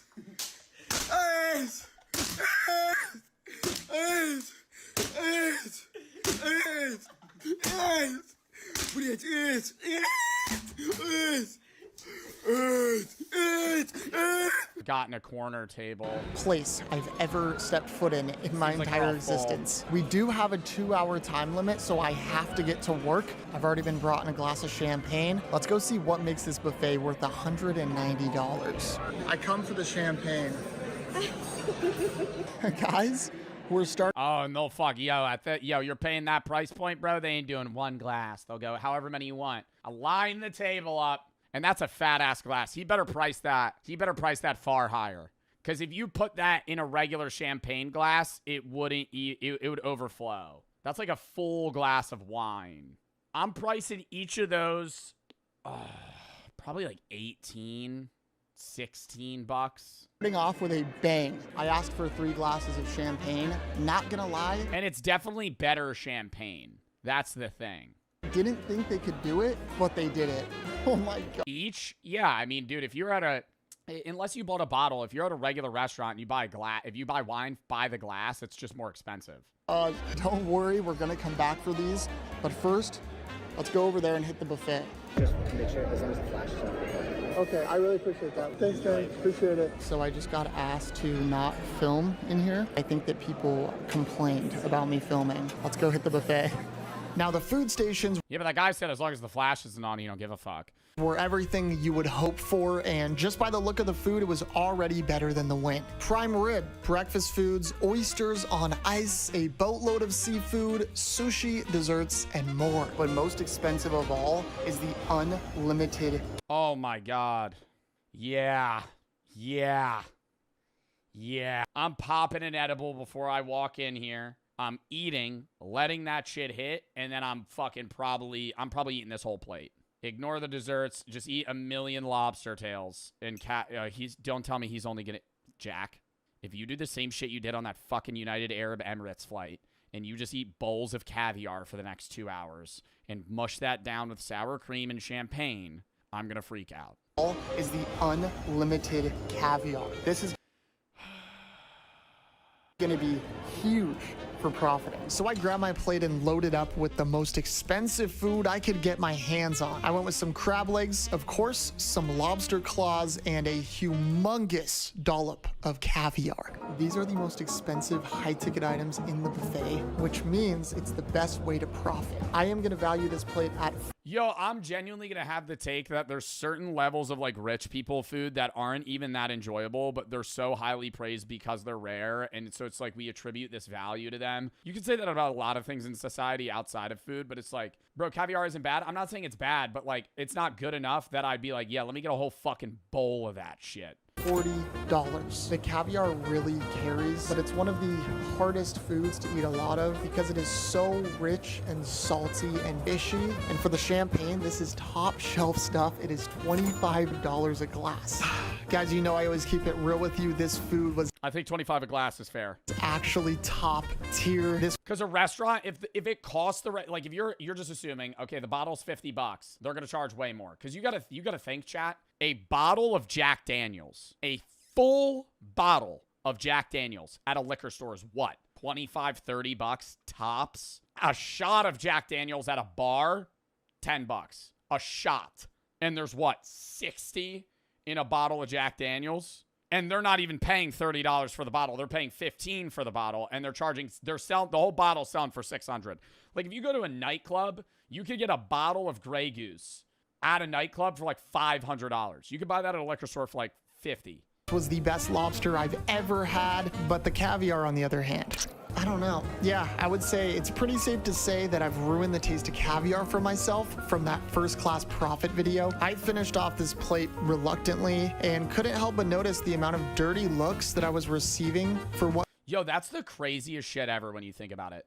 I really do get going to a bar, getting up priced for a drink for somebody to make it. They make a really cool mixed cocktail. You pay 20 bucks. You know, the liquor in it's not worth $20, but you know, you're part of the vibe. It's part of the show. When you go to a fucking nightclub and your dumbass pays $600 for a bunch of attractive women to bring out a bottle of Grey Goose that is actually valued 1/15 of the price that you paid, and they don't even mix the drinks for you. They give you the bottle, your own glasses in like orange juice and cranberry juice, and you have to mix it yourself. It's like actually making a drink at home, but worse. And you're paying 15 times as much. It felt like no reason. I have literally all eyes on me right now.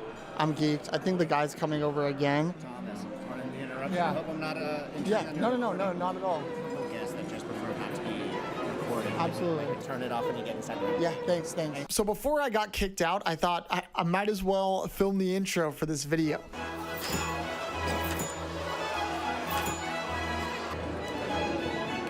I'm here to profit. Oh my God, that was so awkward. That guy that keeps coming over is looking at me after that. Thank you so much. These people in front of me absolutely hate me, and the people to the left of me think I'm Bro, is he really just gonna fast track this, slam like 6 glasses of champagne and leave? crazy.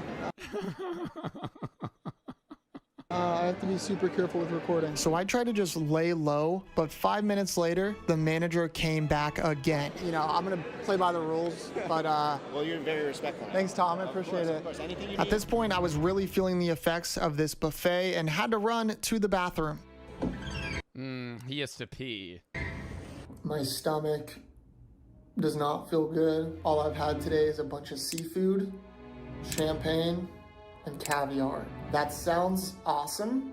In reality, I feel like It's time to walk in.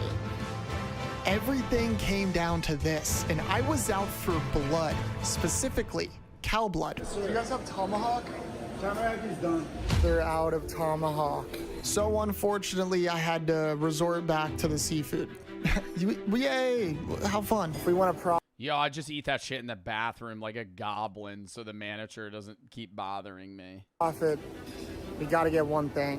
Those were full stall. Those were floor to ceiling stalls. I'm so serious. I would bring the food into the bathroom and eat that shit. Like, Do you mind video recording me and getting some caviar? oh my God. Sure. Thank you very much. Have a good day. He turned off the camera.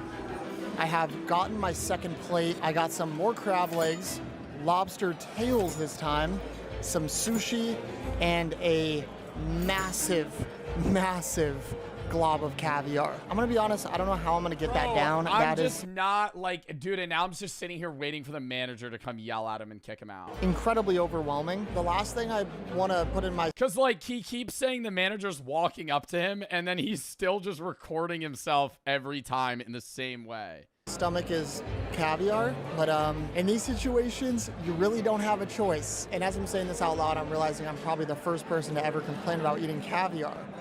That's just the truth. I'm gonna stop filming now before I actually get kicked out. Sushi's pretty ass. Huge lobster tail. Yeah, this caviar thing might be the death of me. If you've never had caviar before, just imagine the smell walking past a fish market. If they condense it, put it into little sperm balls, and made it salty. The only It's like eating semen. way to get these fish eggs down was with absurd amounts of sour cream to help mask the fishiness. Lock in. Guys, I absolutely destroyed this meal and washed it down with some more champagne. Oh my God. Profit was closer than ever, but we weren't done just yet. If I finish this... Yo, you don't think this lady that has poured him his 10th glass of champagne is going, nah, I gotta cut you off. Real quick, can I get one more? Okay. In front of her. Has anyone ever done that? Oh, okay. It has already been 2 hours, and it looks like they brought me the bill because my time here is up. I still have one more glass of champagne, though. That's going to conclude our journey here at the Breakers Buffet. Cheers. Ugh. Everyone is looking at me. Let's get out of here. I got out of there feeling questionable. But the question is, did we profit from the most expensive buffet in America? The answer is yes, surprisingly. And after doing the math, in the end, we profited $25. Champagne's hitting. I don't even know where I'm walking. Bro, none of those have hit him yet. Like, he slammed 4 glasses of champagne before he even walked out. Like, that, like, he's not even, like, buzzed right now. Like, that's the thing, is it's just none of that's hit him. Thank you guys for watching these videos. Like, after it's shot, it's gonna be like, love shot, bro, he's probably puking in that bush. I'll see you next time. Later. I always wonder how he's never blacked out in one of these videos. Like, I just feel like if I had to film something like this, I would get so fucked up that I'd wake up and be like, oh God, I hope I recorded stuff. I hope I got a video out of that. That was yikes. Dude, I love Jack's videos. Oh my God, he's almost at 2 mil. Anything but the Joe Bart vid. Deadass, I've been camping both Jack and Joe. Yo, it's the next video, bro. Relax.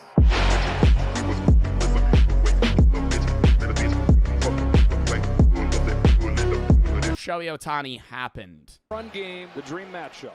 It's easy to see why someone might call this a dream matchup.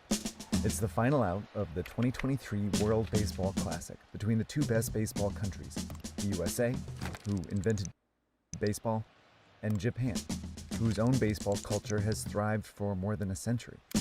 Isn't baseball the biggest sport in Japan by like a long shot? And baseball's not the biggest sport. People would say baseball is America's sport like 30, 40 years ago, but I feel like what is the U.S.'s sport now is most definitely football, right? Like, I feel like people care less about the World Series than the Super Bowl. Super Bowl's big fucking event. Super Bowl's a huge fucking event in the U.S.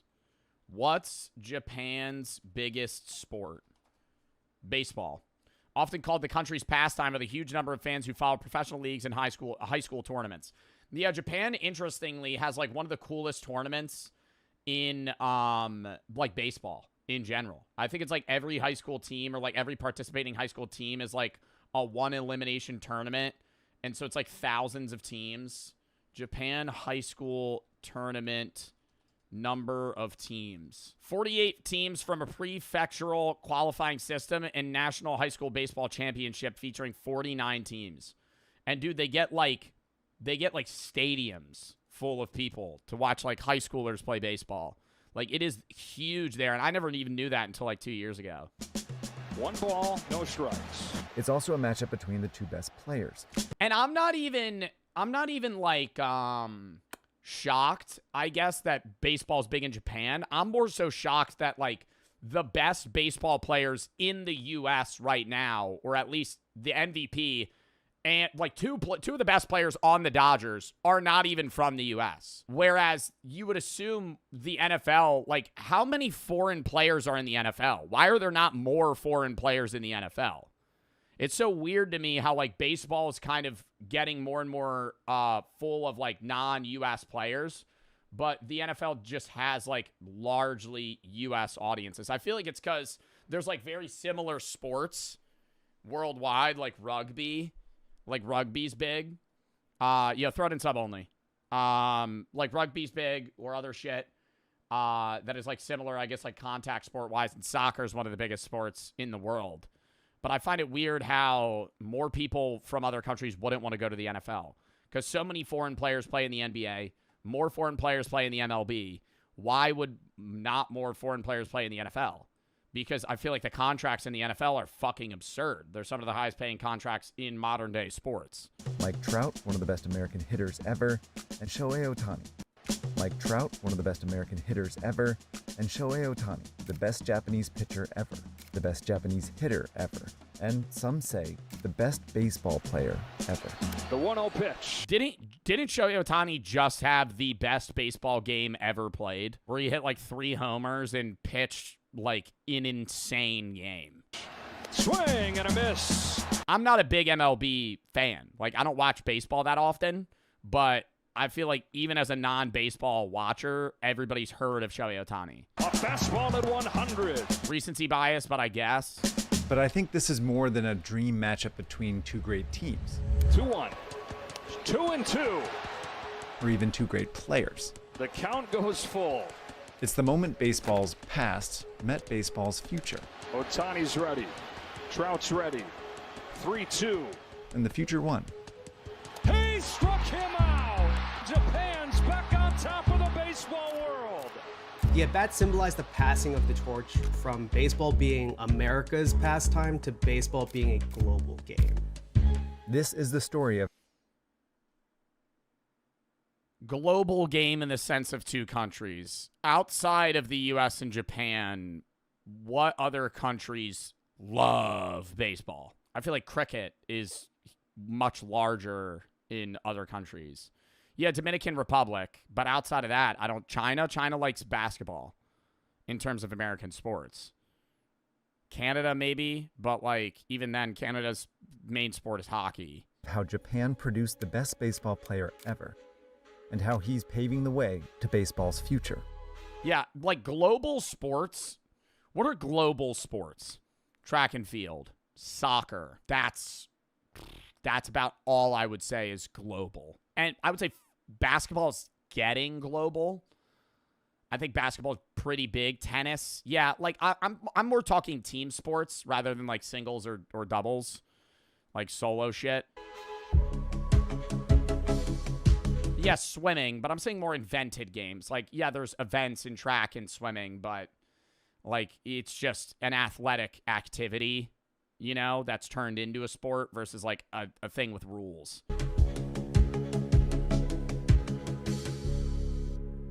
Sperm racing? Yeah, I heard that's on the rise.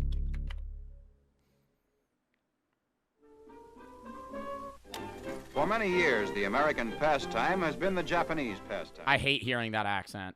I hate hearing that accent because every time I hear it, I think about how it's not even a real fucking accent, and it's literally the transatlantic accent that was purposefully made for the effect of feeling fancy and rich rather than it actually being a way people fucking speak. Nobody talks like that. That guy, when he gets off the fucking mic, just sounds like me. Well, we have old Curly walking up to the plate, seeing if he'll hit this base. Oh, and he strikes out. For many years, the American pastime has been the Japanese pastime. Americans introduced baseball. Football announcers still have that voice? I would not say football announcers have a transatlantic accent. They talk in an announcer voice, but not a transatlantic accent. That shit's fucking annoying. To Japan around the 1870s. So it's no surprise that American and Japanese baseball share They talk more professional. Like if I was commentating on an NFL game, they'd be like, and he takes it home. Or not an NFL game, not a baseball game. And he takes it home. Shohei Ohtani, one of the best players we've seen thus far this season. They like deepen their voice. They talk more obnoxiously. A lot in common. First and foremost, it's an obsession.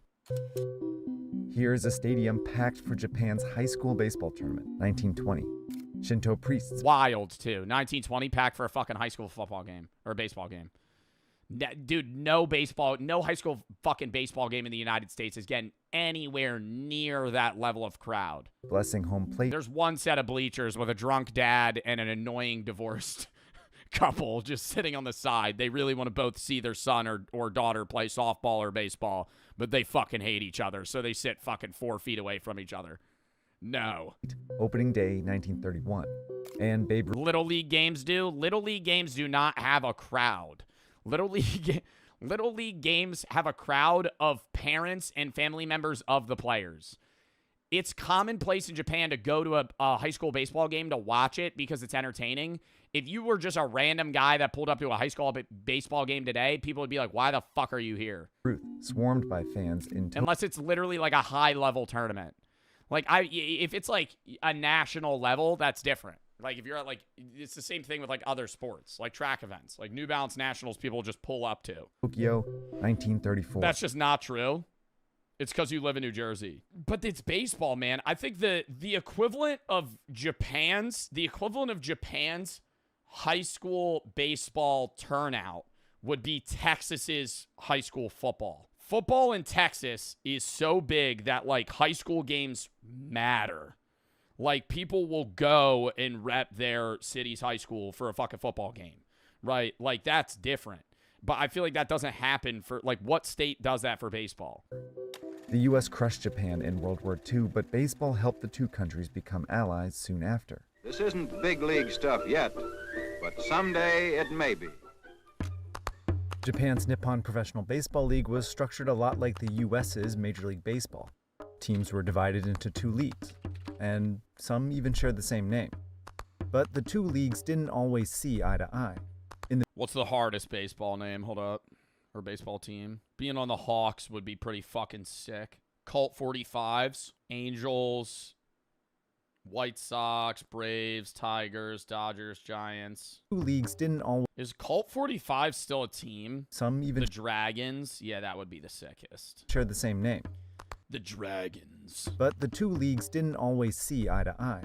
In the mid-20th century, American teams often looked down on Japanese talent. And while some American players played in Japan, they typically were near retirement. Meanwhile, Japanese players were often pressured to stay in Japan. Part of it was wanting to maintain Japanese culture and pride. Jun Lee's been reporting on baseball for a decade. He was on ESPN. Now he runs one of my favorite YouTube channels. It is swung on and foul tipped by Lee. This was kind of where Japan was. I truly believe facing a baseball is one of the scariest things. I would not be good enough to play professional baseball, but even if I was, I would be so scared to stand next to the plate while the pitcher on the mound's throwing fucking piss missiles. just fucking straight at me. Like, you get hit in the face, dude, you just fucking break your jaw. Politically, over the course of, a lot of the 20th century, which was culture that was very inward focused. It all came to a head over this guy, pitcher Masanori Murakami. In 1964, the Nankai Hawks sent him to the San Francisco Giants minor league team, just for some experience. But Murakami impressed the Giants, who started him on their major league squad. Murakami became Major League Baseball's first Japanese-born player and dominated the rest of the season. But when the Giants gave him a contract, the Hawks objected. The two leagues argued for months until reaching a compromise. Murakami would play with the Giants. Open ground was mowed down over and over again, and the survivors had nothing else to do but dig in wherever they stopped in order to survive. Each flanking attempt was met and blocked, and as the fighting moved northward, temporary defensive positions became permanent. In attack after attack during what became known as the Race to the Sea, neither side could outflank the other, and soon both sides had settled into the trench warfare that would define the rest of the war. Opposing lines of trenches now snaked from the Belgian coast all the way to the Swiss border, creating 440 unbroken miles of fortification. You see, a revolution in firepower had not been matched by similar advances in tactics, and this created a grueling form of warfare where the defender held every advantage. There were no flanks to turn anymore. Every attack now had to be frontal, direct. Yeah, it's like it became a full stalemate where there's no good option to advance. Like, you're just such in a fucking shithole where anyone that makes a move dies. So you just kind of wait for something to happen. Directly into prepared defensive positions. Over 4 million men had been killed or wounded in just the first 5 months. So now what happens when everything that was thought before suddenly proves catastrophically wrong and is getting thousands upon thousands of soldiers killed? Well, the answer would eventually lie not in advancing weapons and tactics, but rather in going back to medieval times of swords and body armor. Believe it. And what was this over? I know it was Archduke Franz Ferdinand got assassinated, and that sparked the beginning of World War I. But what was, World War II, obviously centralized around Adolf Hitler and the Axis powers, the Allied powers. But, what was, what were they fighting for fully? It was the Ottoman Empire, yeah, but, were they fighting for independent? What was World War fought over? Yeah, to preserve and expand the imperial power, secure global economic dominance, and maintain delicate power balance between the people of Europe. Yeah. Because it started with Franz Ferdinand getting assassinated. Then Austria-Hungary declared war on Serbia. And then that sparked just allies. And then it was just a huge war. Believe it or not. The obvious question for commanders was how to... And then are these early bulletproof? This guy has holes in his fucking... This is like a metal shield. So if you get shot, there's a chance you don't die with this. Believe it or not. The obvious question for commanders was how to break through these trench lines, and the answer, at least according to military thinking of the time, was artillery. You would bombard the enemy trenches for days, sometimes even a full week, pulverizing everything in front of you. The artillery would destroy the barbed wire, collapse the trenches, kill or demoralize the defenders, and knock out their machine guns. Then, your infantry would simply walk across no man's land and occupy what was left of the enemy positions. That was the theory anyway, but it didn't work like that at all. The most notorious example came at the Somme, where the British fired over 1.5 million shells during a 7-day bombardment. Commanders were so confident that they ordered soldiers not to run, but to walk, just to maintain discipline. Why'd they name it World War I? Did they know there was going to be more? Well, no, I think World War I at the time was just called the World War. Like, it's in the aftermath. Like, at the time, World War I was just the great, this was the Great War, the World War.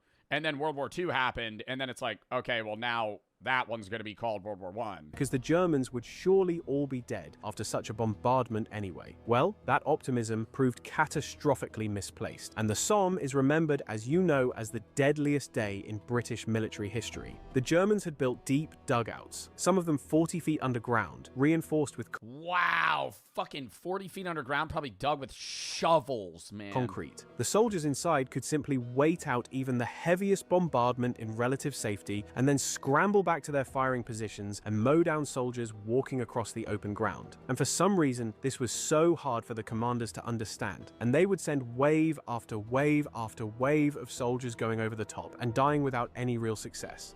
Yeah, because they knew if you were the guy holding your place 40 feet underground, the second you hear that the bombs stop, you run the fuck up with a gun and get ready to shoot people. Even if they managed to capture some section of enemy trenches, there were always 2 or 3 more lines behind it, and the attacking force would be so badly beaten up while taking the first line that they would Joe got drafted, I would cry. If I got drafted, I would not go. Like, what the fuck? I mean, I would try to be a conscientious objector if that didn't work. Yeah, fucking throw me in prison, bro. I mean, I am not. You have to? No, you don't. inevitably lose it in the enemy counterattack. Everything would be right back where it started after a They would force you? They can't. day or two, with nothing accomplished except thousands of men dying. I don't think we live in a time in modern day where if there, like, it's different if there was, like, a genuine thing we were fighting, but, like, say motherfuckers just started getting drafted to the Iran war. I think the majority of people that got drafted would not go. Like, and they know that. So with these massive frontal assaults, especially after the history of what happened in Vietnam, I don't think that there's this mentality that people are, like, itching to go fight for their country the way that they used to. It's proving so. Like, obviously, there's people that still join the military. A lot of you guys in my chat are in the Navy or the Marines or, you know, whatever branch of the military you're in. But that's different in a defense aspect versus, like, okay, I'm getting drafted. You know, catastrophically useless, another approach began to emerge. Small-scale raids, hit-and-run attacks at night, not designed to break through the line and hold territory, but simply to slip in, accomplish specific objectives, and slip back out again before the enemy could respond in force. There were some early experiments happening almost as soon as the trenches formed, but the tactic really came together with the Canadians. And you're about to hear why hand-to-hand combat in the First World War was much different and significantly more horrific than what soldiers had trained for. Before we explain the trench raiders, first take a look at the conditions in which they're about to be fighting and how their armament went back several centuries in history. Frontline trenches. Oh my god, did they start beating each other to death with, like, fucking maces? Trenches were typically about 7 feet deep and 6 feet wide, with 2 to 3 feet of sandbags on top. German trenches were often deeper, reaching 10 to 12 feet with timber or concrete supports, and all trenches were built in zigzag or jagged patterns on purpose. You see, if a trench ran straight, a single shell landing inside could... Well, it's not even a single shell. If you have a trench run straight and a guy gets in there, you could just mow people down in a line and they'll fall. But if you have it zigzag, it's not even just artillery. It's like, okay, well, now there's like a buffer. Explode down the entire length and kill everyone inside. The zigzag pattern meant a blast. Who took these photos? I don't know. People that were, you know, either a part of the military or photographers that were there that were a part of, like, news reporting. I mean, dude, I remember when I was in middle school, we learned about the Civil War. And I remember being shocked at, like, 10 years old that they had fucking images. Like, there's not video, but there's images of the Civil War. Like, you could see, like, that far back, like, the shit that happened. And there would be people... I mean, World War I's way different because it's way more technological. There's more bombs. There's more stuff. But, like, in the Civil War, there would be people that would, like, sit on the hill and get a picnic going to watch the fucking battle. Like, whoa. Like, you're just fucking...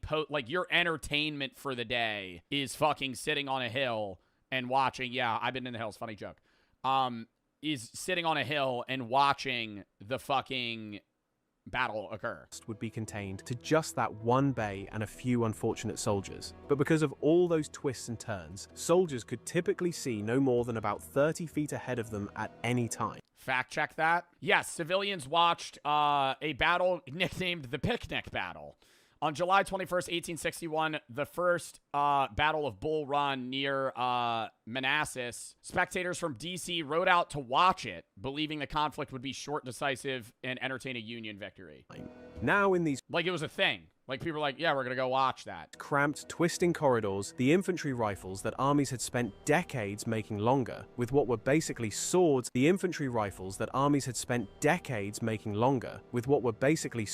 attached to them rather than bayonets, suddenly became the main problem. Bolt-action rifles that were designed for shooting at enemies 300 yards away were basically useless when fighting happened within arm's reach. Another problem was that bayonets... Oh, is this where, like, the idea of, like, an SMG or, you know, just, like, a close-range weapon...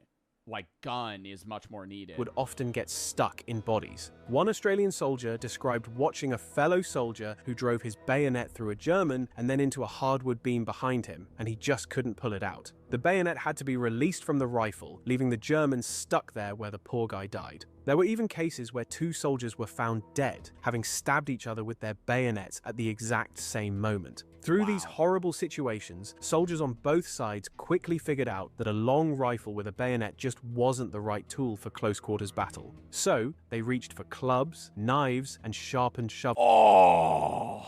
No, that's... Yeah, the clubs, fuck. Yo. The brass knuckle knife?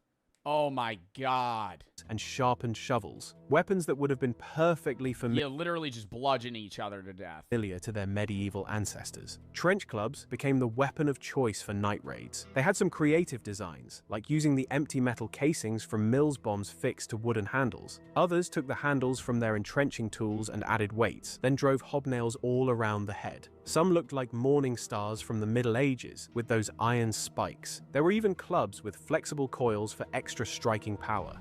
I didn't know this. About the modern way of fighting. Trench knives soon came in all kinds of varieties, but the most famous trench knife was definitely the American Mark I, with brass knuckles and spikes on them, to stop an enemy from grabbing your knife hand. The bottom of the handle extended into what they called a skull crusher cap, so you can imagine how it worked. These knives... Oh my god.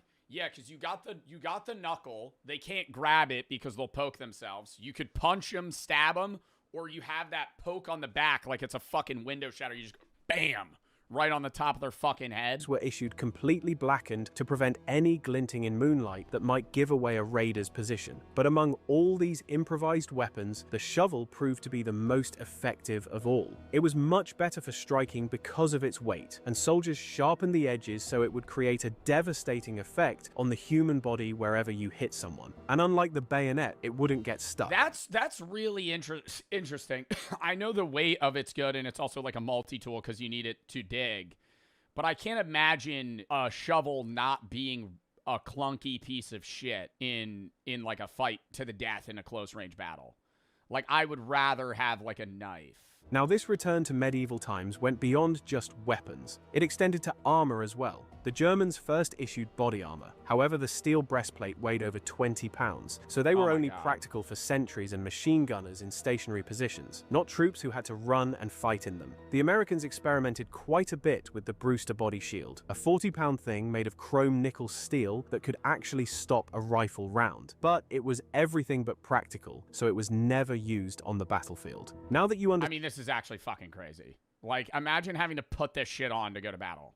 You're just wearing 40 pounds of fucking sheet metal. Some guy walks up to you with a knife and just stabs right in your face hole. Practical, so it was never used on the battlefield. Now that you understand why these medieval weapons came back, let's go into the raids and how they performed in practice. A handful of men crawling through the darkness could get past the machine guns that would have mowed down a mass assault. They didn't need to cut through barbed wire across an entire front, just find or make a single path through it. They didn't need to overrun a whole trench system, just get into a specific section, do what they came to do, and get out. And because they operated at night, without those massive artillery bombardments announcing their arrival, they could actually achieve surprise in a way that the big attacks never could. But this was only if everything went according to plan, which was rare. While all armies eventually developed trench raiding, the Canadians elevated it to an art form and became the experts in violent nighttime trips into enemy territory. The first major organized trench raid of the war happened on February 28, 1915, when 100 men of the Princess Patricia's Canadian Light Infantry attacked German positions near Ypres. They destroyed 30 yards of German trenches, while the raid cost 5 killed, 7 wounded, and 2 missing. Canadians made another big raid on Petit Du Farm, when 170 volunteers prepared for 10 days with scout patrols, training, and rehearsals. Artillery shelled the enemy wire beforehand, while raiders stripped off anything that could identify them if captured. At 2:30 in the morning on November 17th, they attacked. They achieved complete surprise because the German sentries had taken... Dude, and then I'm sitting here thinking,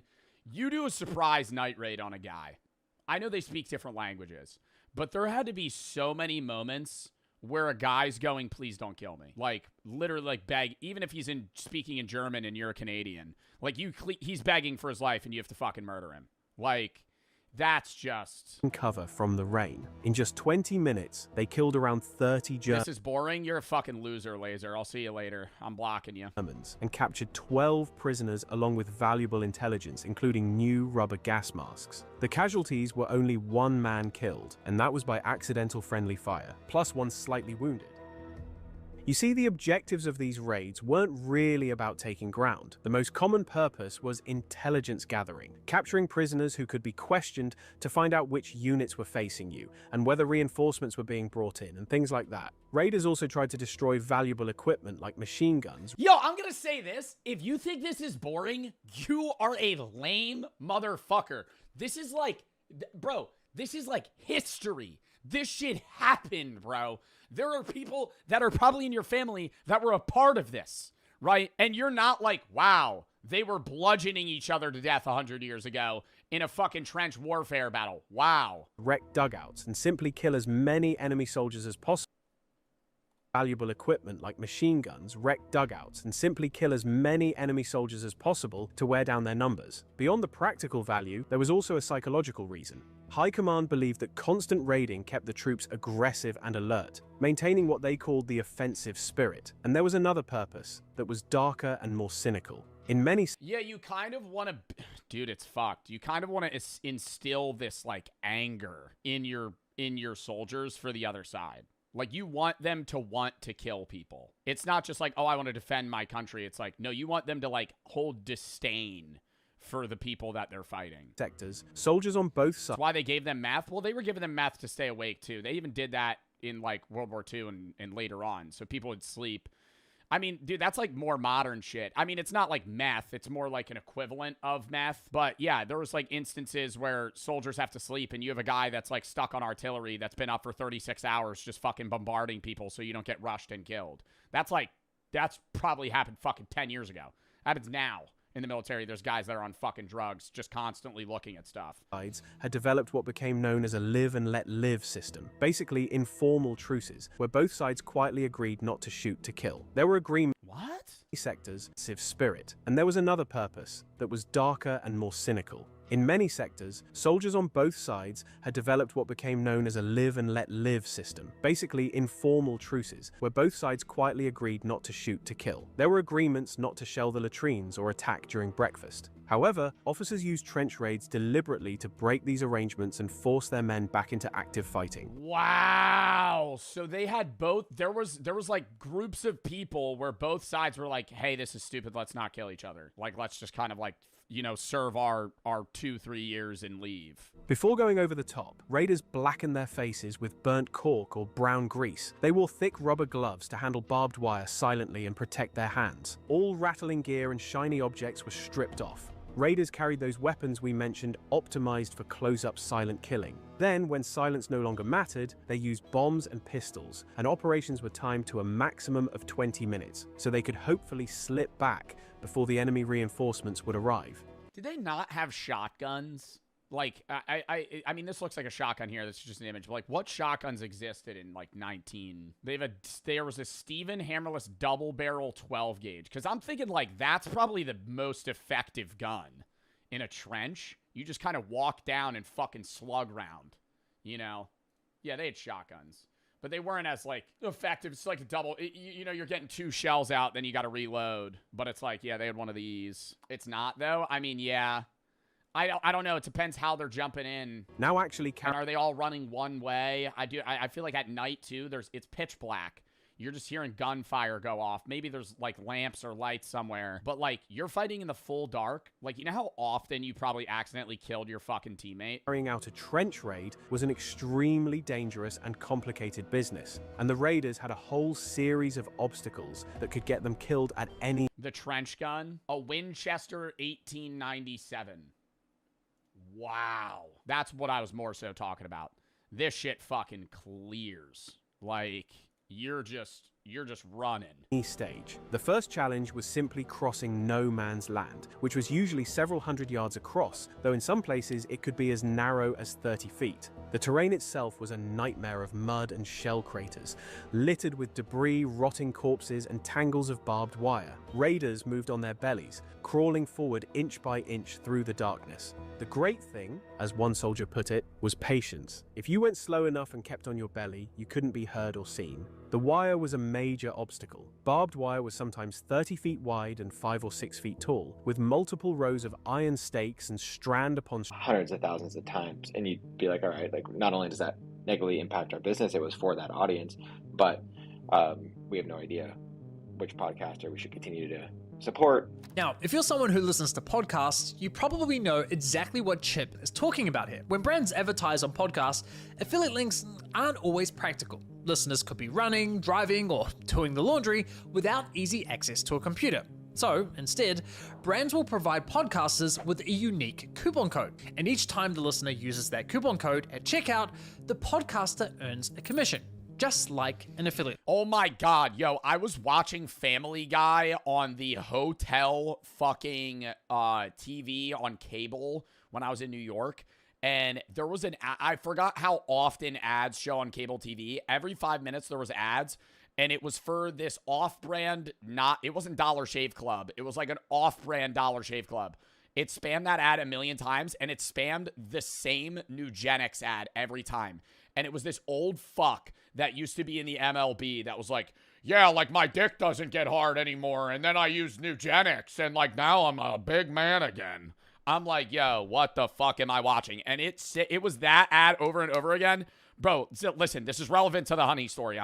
Trust me, I'm going to loop it all back. He didn't actually say that. It was like this guy lifting, and it's like, yo, Robert, you look big. And he's like, thanks, man. I've been using Nugenix. Total T. Total T. You know, men over 40, their fucking testosterone goes lower, so they need to use this, and it makes them stronger and shit. And then it flashes to this big burly man that's like really fucking hot. And he goes, and she'll like it too. And it's basically saying like, hey, your dick will fucking work again. And then I got Vietnam flashbacks to when I used to work at GNC, and they used to tell me that I should tell that to old men. And I was like, oh my God. Because when I used to work at GNC, they used to sell Nugenix. And part of the selling point was like, hey, if you can't get hard, like, this might help. But like, you had to nonchalantly bring that into the conversation. And the reason I'm bringing this up is because every ad break was a Nugenix ad, but every Nugenix ad break had a different discount code. It was the same ad, but it was like, use code HUNT20, use code MAN40, use code fucking CASH10. and it was like text this number or some shit. It was stupid. Did you use them? No, but I almost texted the company because I was like, dude, what the fuck would it respond with? It was a different code every time. So these are not your typical coupon codes. Behind them, you have an influencer that's trying to earn a living, you have a business paying to promote their product, and there's usually a contract binding the two together. Regardless, Dude, I couldn't get over it too, man. It was just, and she'll like it too. Just say it. Honey will step in, leak the codes to users, disrupting that business relationship. The result? Not only do brands end up losing money from the leaked discounts, on top of that, they're now forced to pay undeserved commissions to the influencers whose codes got leaked. It's easy to imagine how quickly something like this could spiral out of control. In fact, one business owner on Twitter reported losing $100,000 from this exact issue, and he only realized it happening several months later. It's no laughing matter. And if you think this is a huge win for influencers because they get paid a bunch of undeserved commissions, well, think again. I mean, we basically pulled all out of the podcast realm because there was really no way to figure out how to attribute any successes or failures. We basically can't do that anymore because as soon as a code becomes used by one person, it's suddenly used by everybody. This is a nightmare situation for everyone involved, but not all businesses are affected equally. Honey's actions are especially devastating for small businesses that lack the resources of larger brands. The big retailers can push back. They have dedicated marketing teams, advanced analytic tools, and the legal muscle to respond. Smaller businesses, on the other hand, don't have that luxury. So when a multi-billion-dollar company like PayPal piles on more obstacles, it's not just frustrating, it's downright predatory. In fact, Made in Cookware CEO Chip perfectly summed up the devastating impact Honey's actions can have on a small business. When you're in the early stages of building a business, you're in the stage of, will this company even work? Is there product market fit? How do I scale this thing? Can the economics work, right? And so all the things we talked about, these discount codes and the kind of removal of attribution and killing margin, like those really affect the early stages of a company, from everything from where do I put the next dollar in to make sure I can survive, down to you're taking 10, 15, 20% of my sales without me wanting it. And we have digital marketing costs, we have shipping costs, we have all these stacks of costs that not only are getting more inflated over time, like FedEx has been raising their rates over time, warehousing. Well, and being a small business is really hard because you already have to try and have competitive pricing to match other big retailers. And then when Honey's already slashing those codes, that you're still, in a profitable margin, but those codes are kind of making you really like tread the line there on like red and green in terms of profitability. Like it fucks you. Like that's why you don't really see small businesses anymore outside of like rural air, like really rural, that's hard. Really rural areas. Like when you're in the middle of nowhere, there's always like a local coffee shop and all this other shit. Or if you're in big cities, there's a mixture, but kind of like that in between town where you're that kid that hangs out at Walmart on Fridays. Like you never really fucking see small businesses anymore because those big companies that come in just steamroll everybody else. And now like that's hurting even more companies, especially in the online business where you're trying to fucking compete with Amazon. And you're just getting fucked. Costs have gone up, COGS have gone up, as you know, through inflation for the last 4 or 5 years, right? Like all the cost structures have been going up, and to have someone just stealing and compressing the actual revenue you want, like puts small businesses in a real squeeze. It's just really disappointing, and it doesn't even work because at the end of the day, like you need to make the numbers work. And if Honey is going to steal 10% of your revenue all the time, you're going to have to raise prices at the end of the day to make up for that, right? And so it's not only not effective, but it makes it worse for the consumer. It compresses for the small business owner any margin. And it's just like a really awful business model. Like we've been so mad at them for so long.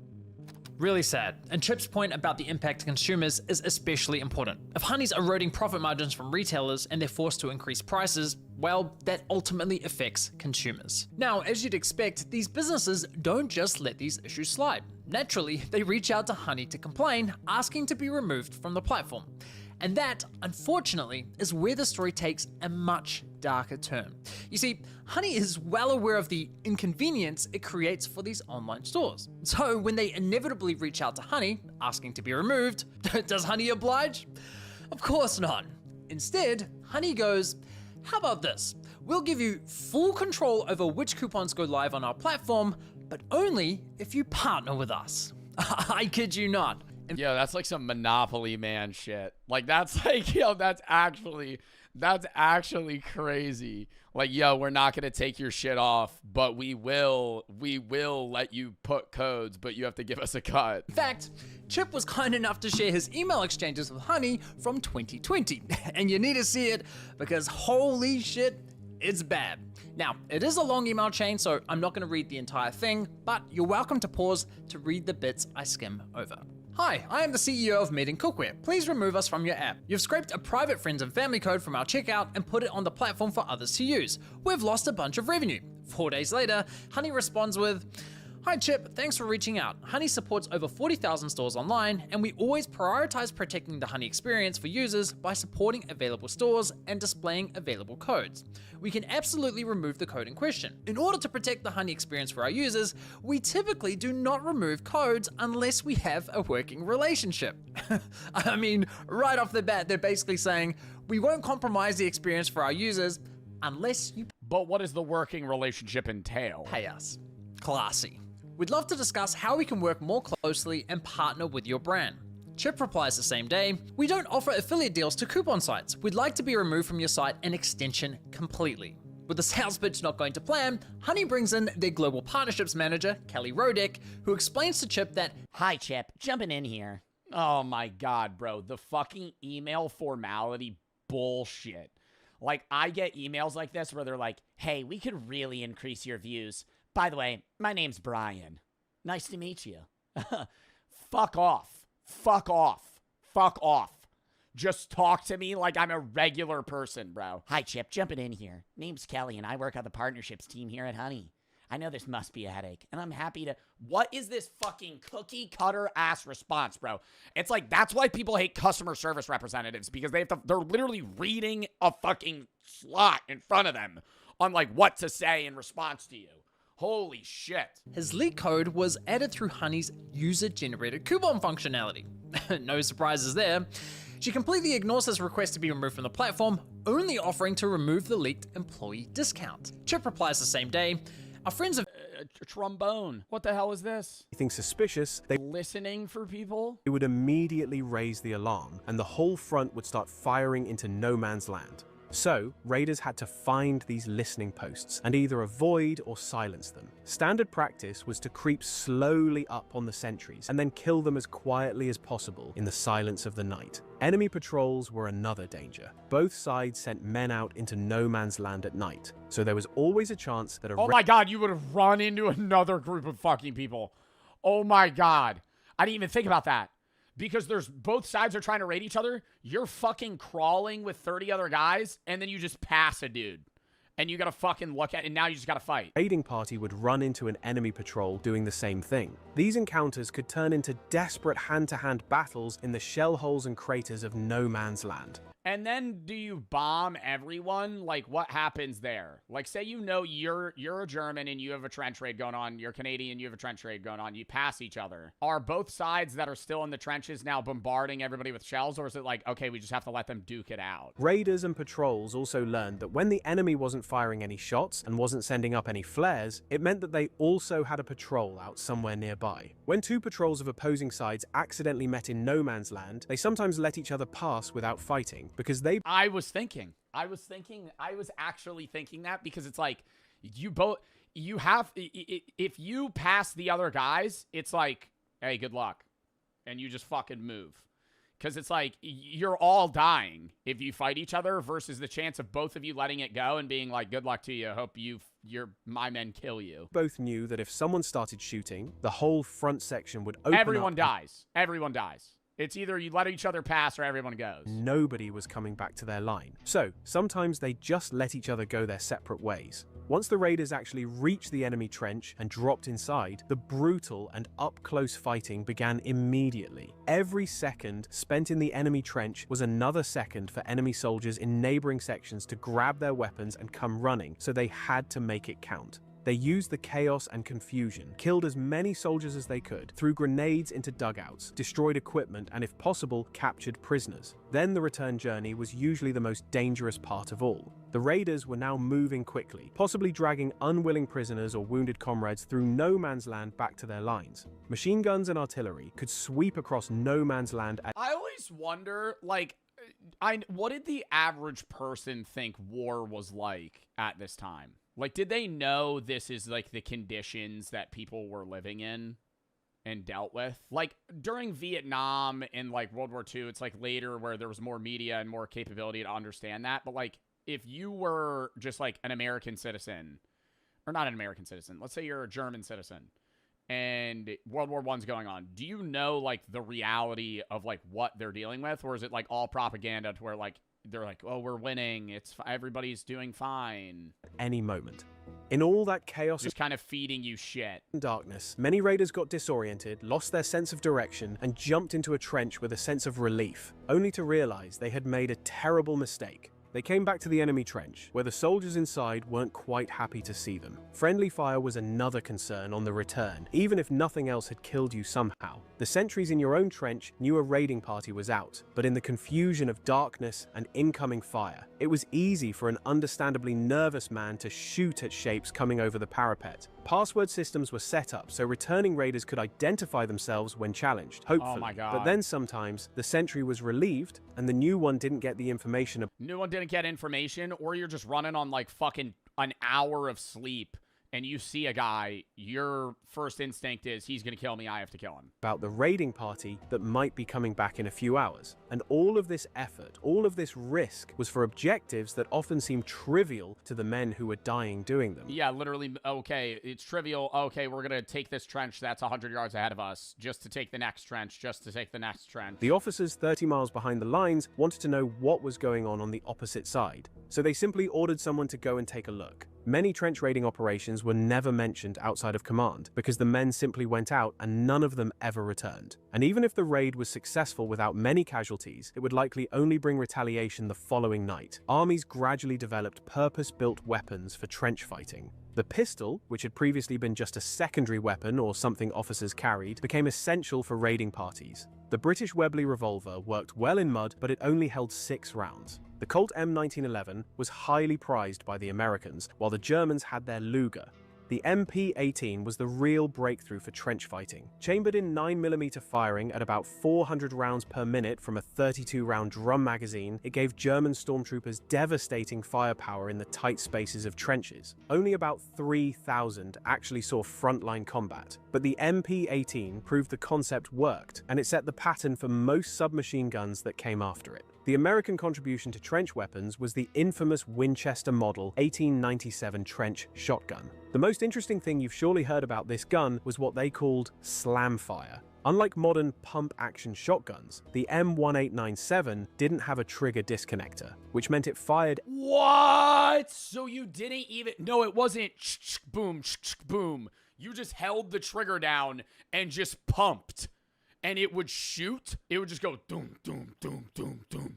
Oh my God, I can't fucking imagine. Dude, that was 1915. Every time the action closed, as long as the trigger was held down, a trained soldier could fire all 6 shells in about 2 seconds, making it impossible not to hit a large number of enemy soldiers. It worked so well that the German government formally protested against the use of shotguns, threatening to execute soldiers captured with them or even shotgun shells, arguing that they caused unnecessary suffering. The Germans were then reminded of their flamethrower. I mean, I'm not going to disagree with that, but it's like the fucking world in general's unnecessary suffering. And poisonous gases as examples of weapons that actually caused unnecessary suffering, and were told that if they retaliated against soldiers captured with shotguns, the response would be much worse. The close quarters killing in the trenches also forced armies to develop proper hand-to-hand combat training, and programs in jiu-jitsu, boxing, and wrestling were implemented on all sides. As the war ground on, both sides began to realize that small-scale raiding, while useful, would never win the war by itself. What was needed was a way to apply those same principles of speed, surprise, and close-quarters violence on a much larger scale. And that is exactly what the Germans set out to create. They created the first official stormtrooper unit with an idea that would change trench warfare and show the first reliable way to break the deadlock. Instead of attacking the whole width of the front, like every failed offensive before, stormtroopers would attack key points only. They would completely bypass strong points, leaving those for the follow-up waves to deal with and seep into the enemy's rear to overrun artillery batteries and command posts. So they'd get in, and then they would make it so you're panicking about people coming from all fronts rather than just having to look forward or, like, left where they're at. Like, you're pressuring them to a point where they don't even know where you're going to be coming from. The idea was to cut frontline troops off from their headquarters and supply depots, and the whole system would collapse from within. Now this was a completely then they're just trapped. Different approach from the trench raiders we talked about earlier. Raiders would slip in, gather intelligence, and slip back out. Stormtroopers had a different objective. They would create breaches that regular infantry could then pour through and exploit. This required a complete change in how commanders thought about battle. Junior officers were encouraged to lead through their own personal judgment rather than waiting for orders from above, because independence, quick thinking, and resourcefulness were needed in real time in order to succeed. Stormtroopers were elite soldiers, recruited from volunteers, mostly men under 25 with athletic backgrounds. They carried satchels full of grenades, and when the MP-18 submachine gun became available, stormtroopers got priority for them. They also used Luger pistols with an extended 32-round drum magazine and a shoulder stock. They even had flamethrowers and a lighter version of the MG-08 machine gun that could be brought forward during an attack. And of course, trench clubs, knives, maces, and other tools for the inevitable hand-to-hand fighting in the end. Italy developed its own elite assault forces around the same time called the Arditi, which means the daring ones. But unlike the Germans, who spread assault tactics throughout the whole army, the Italians kept their elite units separate. Some Arditi units became infamous for choosing to fight with nothing but grenades and their signature daggers. They did achieve real successes, and they terrified enemy troops who faced them, but at tremendous cost. They had an extremely high casualty rate, unsurprisingly, and many raids ended simply with nobody from the party ever returning. They were strictly volunteers, chosen from the bravest and fittest soldiers available. But it was the German stormtroopers who proved just how devastating these new tactics could be when applied on a large scale. At the Battle of Caporetto in October 1917, German stormtrooper units led an attack that captured 265,000 Italian prisoners and advanced over 60 miles toward Venice.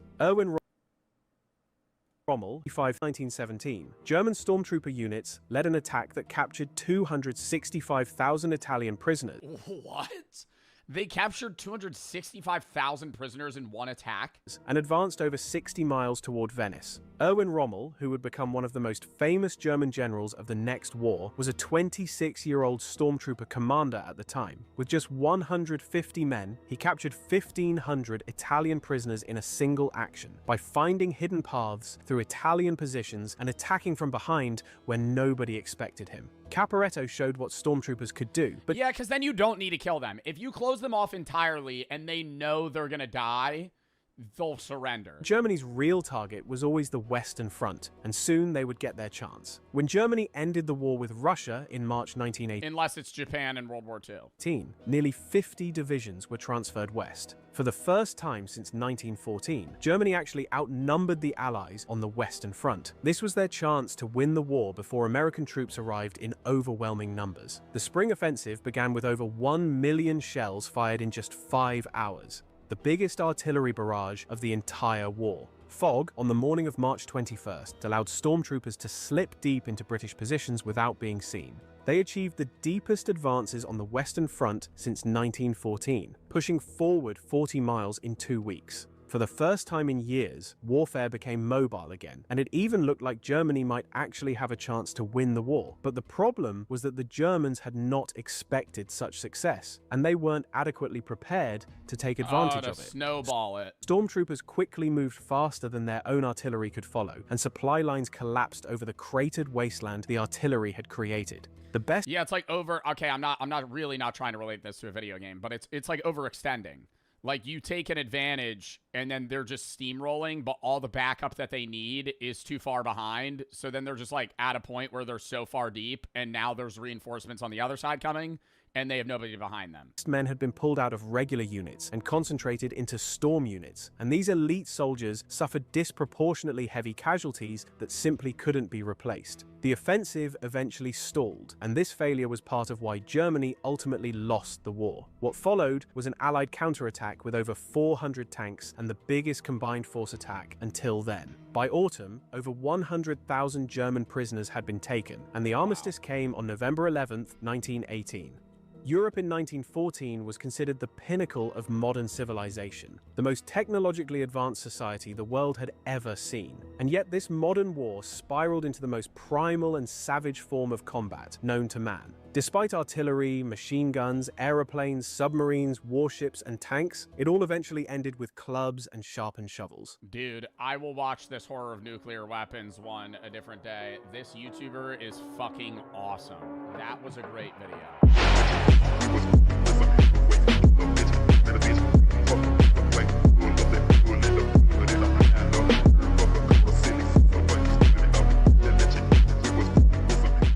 Which makes it way easier because I don't have. Love that too. I fucking hate that shit. I love eating crab legs. I hate getting so dirty while I'm eating them. And I know it's a part of the experience, but it's like, it's really like an outside activity. Like, I feel like I should be in like somebody's backyard, just like standing in the corner, just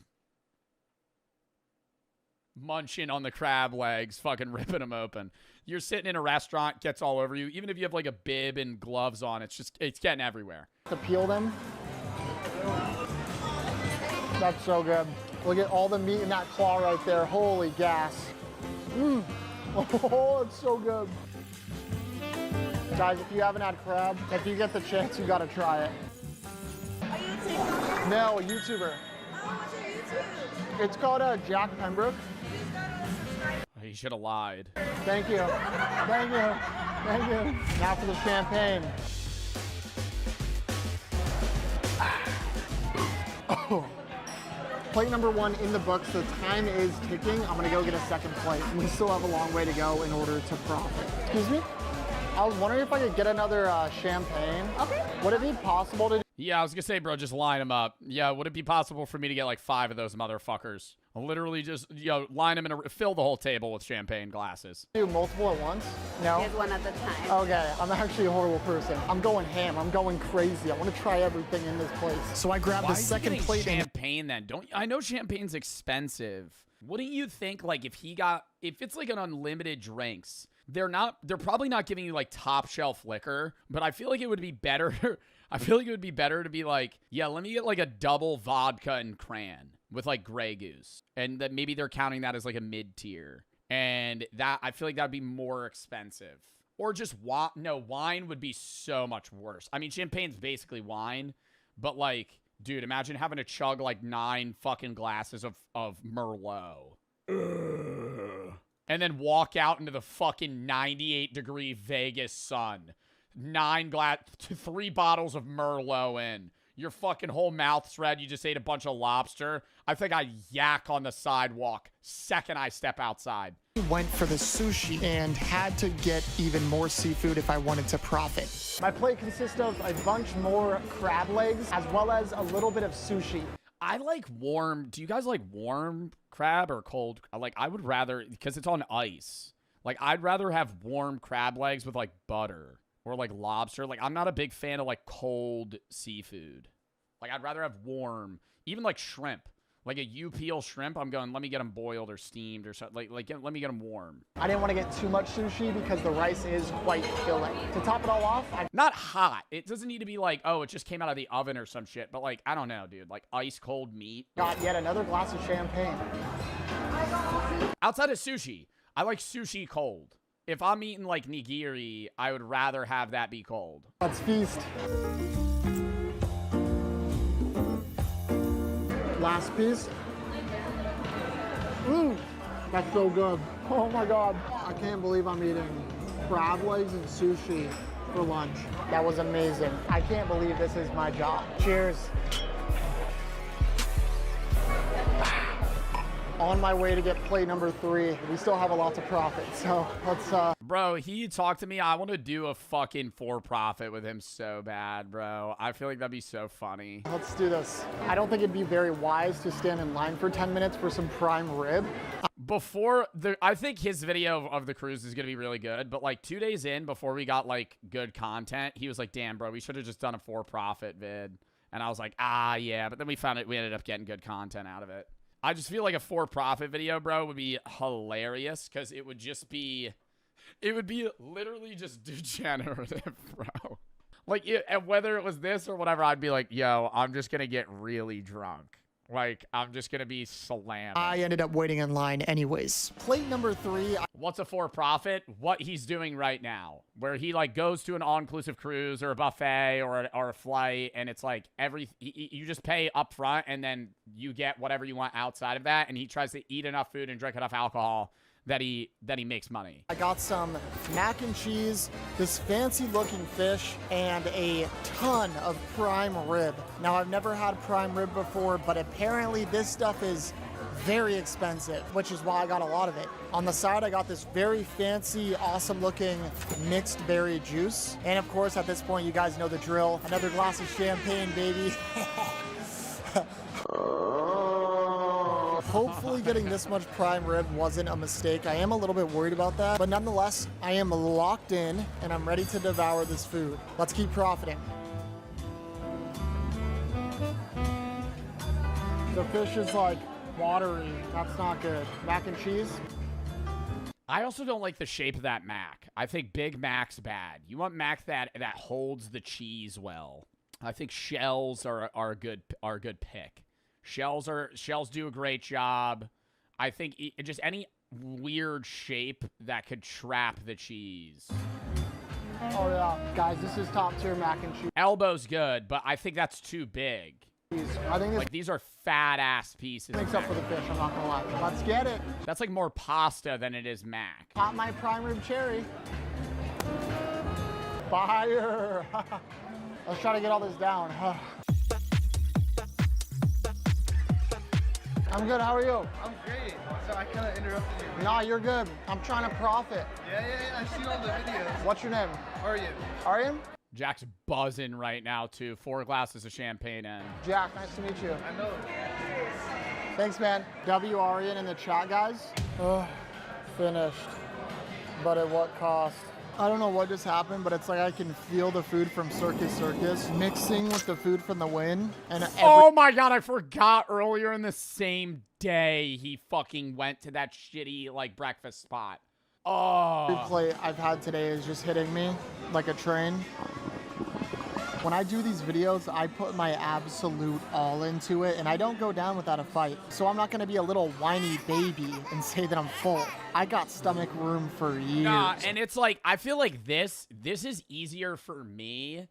Bro, he is so uncaring about social awkwardness. Like, he is the most openly extroverted person I think I've ever met. Like, when we were on that cruise, he went, we're gonna go knock on swingers' doors. I was like, what? He's like, yeah, we're going to go knock on their doors. I went, I am not talking to them. He said, well, yeah, we are. I was like, what are you going to say? He's like, I'm going to say we're swingers.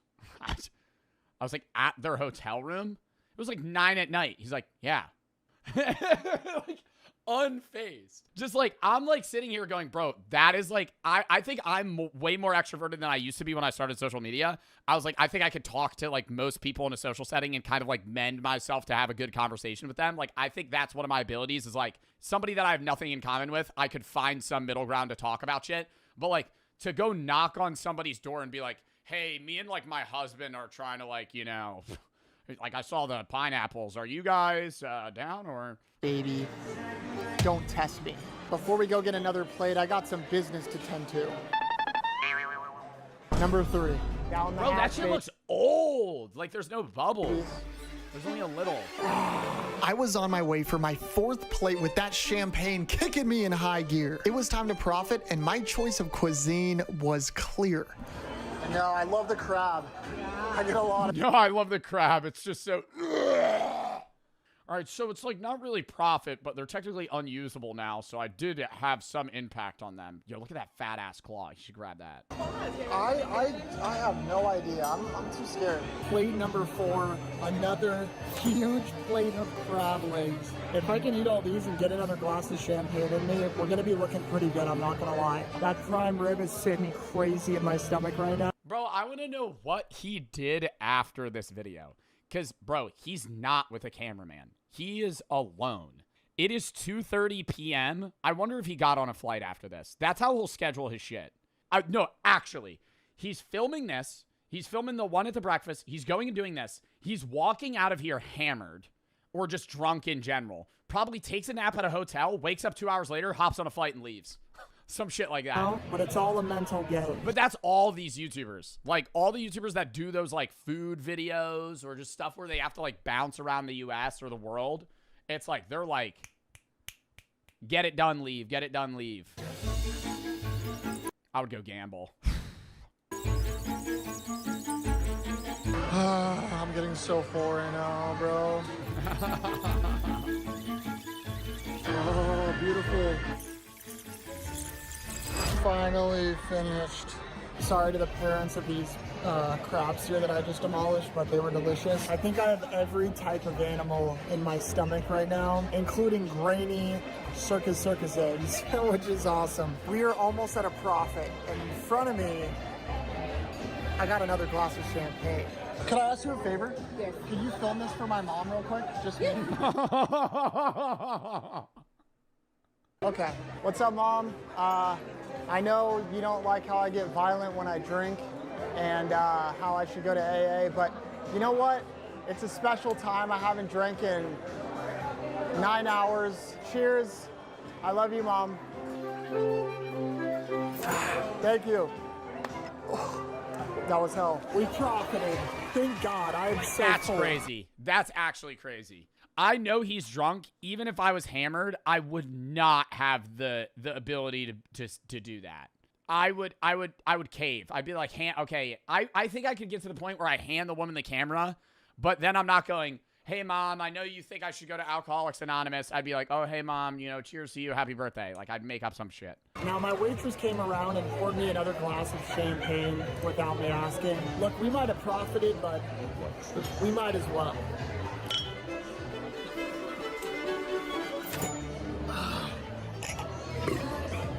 All right, I don't want all this food to come up. I'm gonna get out of here. The win. Sluggish as hell. More like the lose, because I just beat your ass.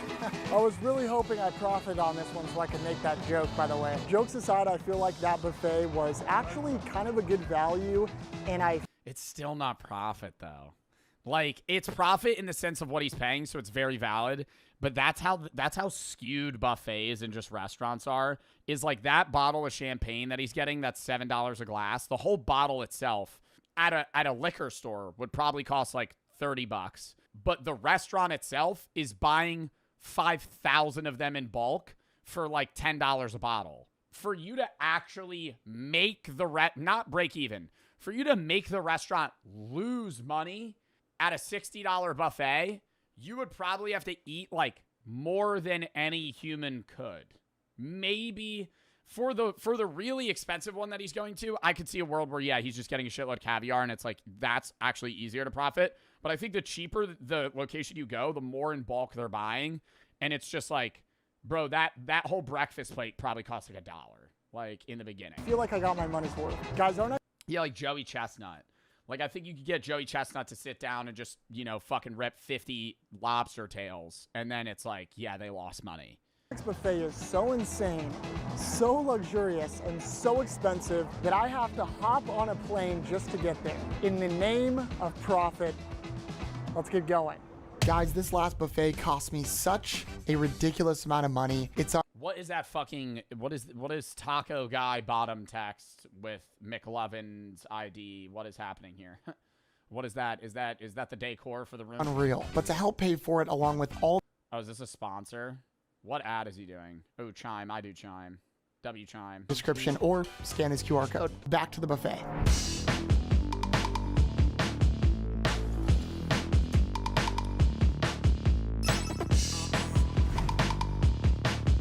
Behind me is the most expensive buffet in the United States, the Breakers Buffet. Guys, I made my reservation months in advance just to get a table at this place. Bro, you gotta make it that far in advance just to pull up once? Do they only do it like once a month? You have noticed my poorly tailored suit that I got from a sketchy shop in LA. And if you thought this was a style choice, you'd be wrong. This buffet has a dress code, which, what are we doing? The hotel that the buffet is located in costs thousands of dollars a night, and we are in the... Oh my God. $2,000 to sleep there on a Sunday. Get the fuck out of here. That is so bad. When I stayed in San Francisco during the Super Bowl, I stayed at like a mid-tier hotel, and for 6 days, it was $5,000. They're charging more than that on like a random weekend in like Florida. $2,000 a night. The billionaire capital of the world, Palm Beach, Florida. This buffet cost me $190. I still feel like that is fairly priced. After watching everything here, it's like, bro, the stuff they're going to have there, like the champagne selection is going to be way better. Like you're drinking like regular brut that they have at the $66 one. Yeah, $7 a glass. Like you're going to be getting Palm Beach Feet. You're going to be getting just like high quality shit. Bruh. I am currently 2 for 3 buffets, and absolutely freaking nothing is gonna stop me from going 3 for 3. I don't wanna miss my reservation. We should probably get a move on. Guys, all I'm gonna say is we've come a long way from the circus. I felt like I was stepping into the Taj Mahal, and personally, I felt like a peasant, but nothing was gonna stop me from profiting. Holy, bro.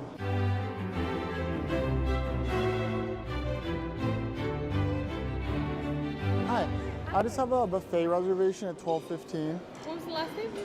Pembroke. Nico could get you seated. Enjoy. Okay, thank you. I was escorted to my table and sat down. Thanks. We are inside the buffet.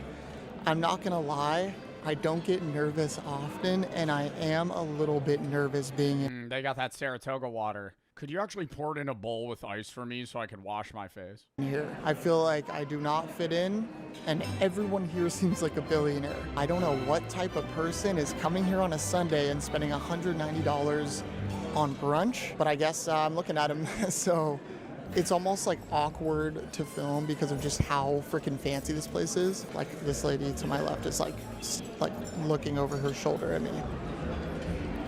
This is the nicest. I would have asked if I could have...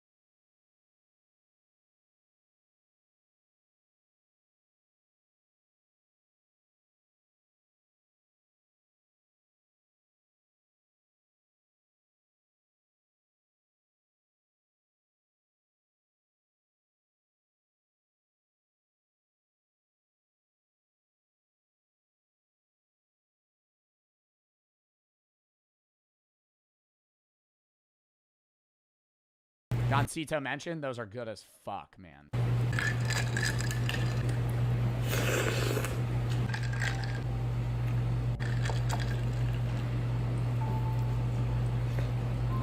Iced chocolate milk. Like, look at that. Looks like a dry ass. Like, look at that. Looks like a dry ass fucking baked good. Oh my god. Like, That does not. look at that. Well, it's a good thing she got sugar-free syrup because I was just thinking she was eating a lot of food, but that should balance it out. And why are we dipping everything in milk? Oh my god.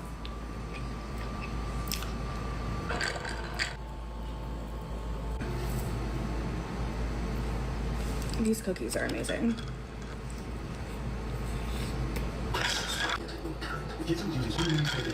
I don't know. I think it shouldn't. How do you fix this, right? Because it's like, if they're making these videos that are a minute long and they're getting paid for them, you know, they're making fucking $100 a video. Like, why would they not want to do it? But you can't demonetize that because they're not really breaking TOS. Like, they're just eating food. That jeans are spicy, don't they?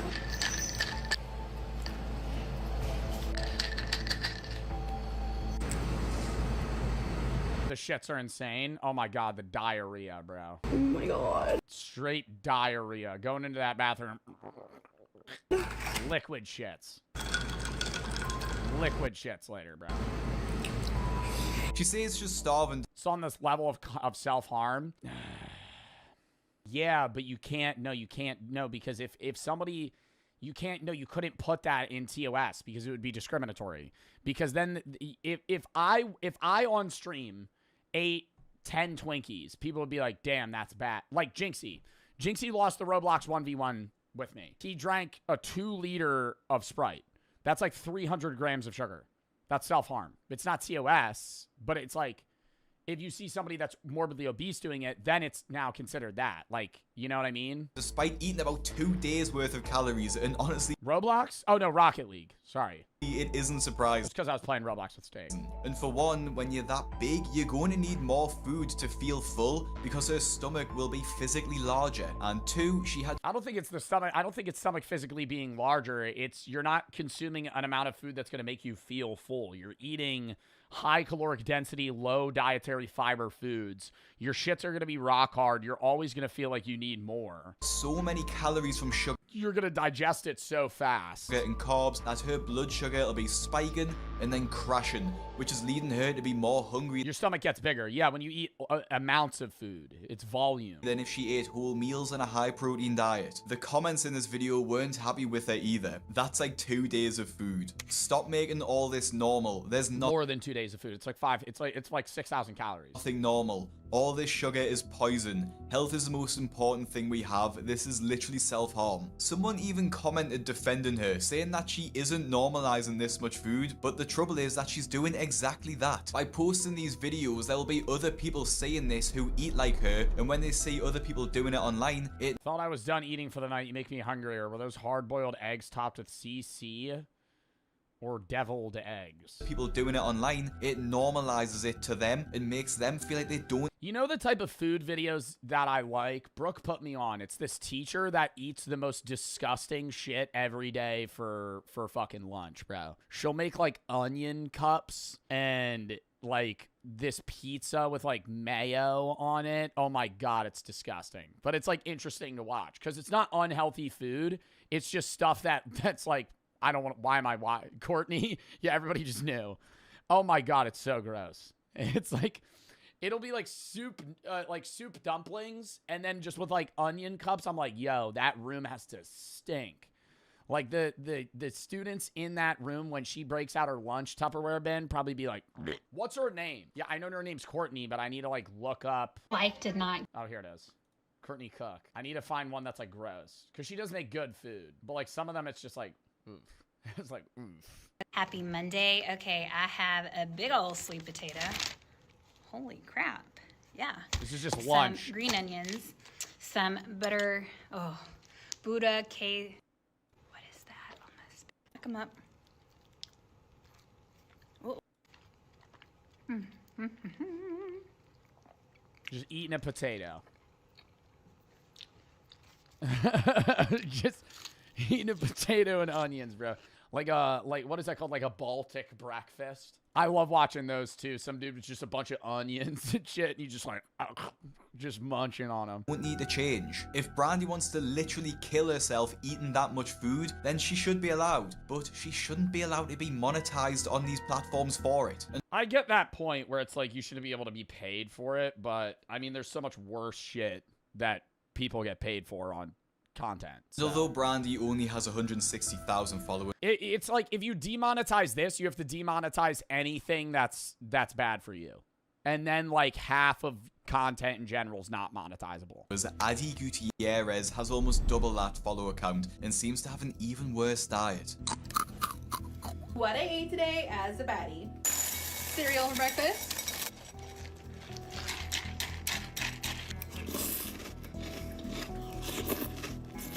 I mean, again, she is just another influencer starting the day off with a massive bowl of sugar. I get cereal's convenient, and a lot of people watching this video will probably eat it, but just take... Yeah, I used to eat cereal every day before school. Some time to look at... Something you gotta grow out of, though.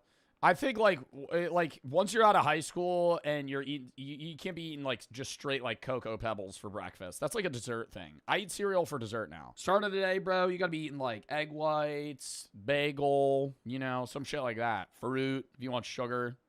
Not like, or cereal, yeah, like Weetabix. Or even, like, mini wheats, bro. Like, that's, like, better, at least. You're getting, like, good calories. How much sugar is in your breakfast? Starting the day with a bowl of Trix cereal, and I can guarantee you will be surprised. Like I said before, eating this sugary cereal is an awful start to your day, and it'll just leave you feeling hungry later. And then, to make things worse, she has about 4 portions of it in just that one bowl. good morning baddies, double Red Bull. Sugar-free, of course. Yeah, I gotta say, the original Red Bull flavor is fucking ass. It is so bad. And Red Bull did a great job marketing-wise with, like, relating Red Bull to, like, sports and, like, energy and, you know, even, like, most alcoholic drinks at bars, like, mixed drinks, like, shots and shit, use Red Bull. So, but that's also one of the reasons I hate it. Like, if I'm drinking and I smell Red Bull, it's not that bad. But if I'm, like, sober and I smell fucking just a regular Red Bull, I'm thinking of Jaeger bombs. And that shit, fucking gross. Gross. Sugar-free Red Bull, no. And the original flavor is just bad. What is that? I made a quesadilla with hot Cheetos and hot mac and cheese. Hot. Bruh.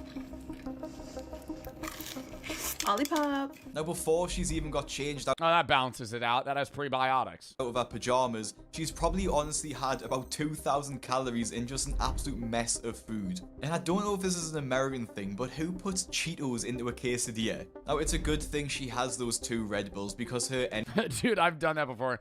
There was this, I went back when I used to do TikTok more. Dude, there was this one time I got home from a bar drunk and I felt unhealthy, so I just ate like 2 raw green bell peppers, and I was like, yeah, that'll probably balance it out. That'll probably balance it out. I had 2,000 calories worth of fucking alcohol. Energy levels will that'll probably do my stomach right. Be absolutely through the floor by the time it gets to dinner time. Red. For dinner, I have some steak and some taters. Yeah, can we eat it? Can we eat it with a fucking fork and a knife, bro? What are we doing? What are we doing? What are we doing? Oh my god.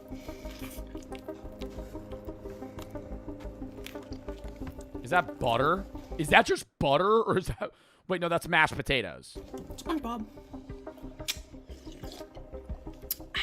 Delicious. Now, is it just me that gets pissed off watching that? It's just the absolute height of gluttony, and it's honestly just gross to watch. And again, the comments are absolutely brutal on this post, with people asking if she's trying to have a stroke. And another even asked if this was a standard American diet. Yep, that's how that's how everybody eats. Now, I know this isn't the standard American diet, but actually 40% of Americans are obese, so it has to be at least... Yeah, but bro, even the average obese American doesn't eat like that. The average obese American just eats like an extra meal of the day that's like ultra processed and unhealthy. Like, I feel like dieting is really hard, but like it's just a matter of cutting out like the shit.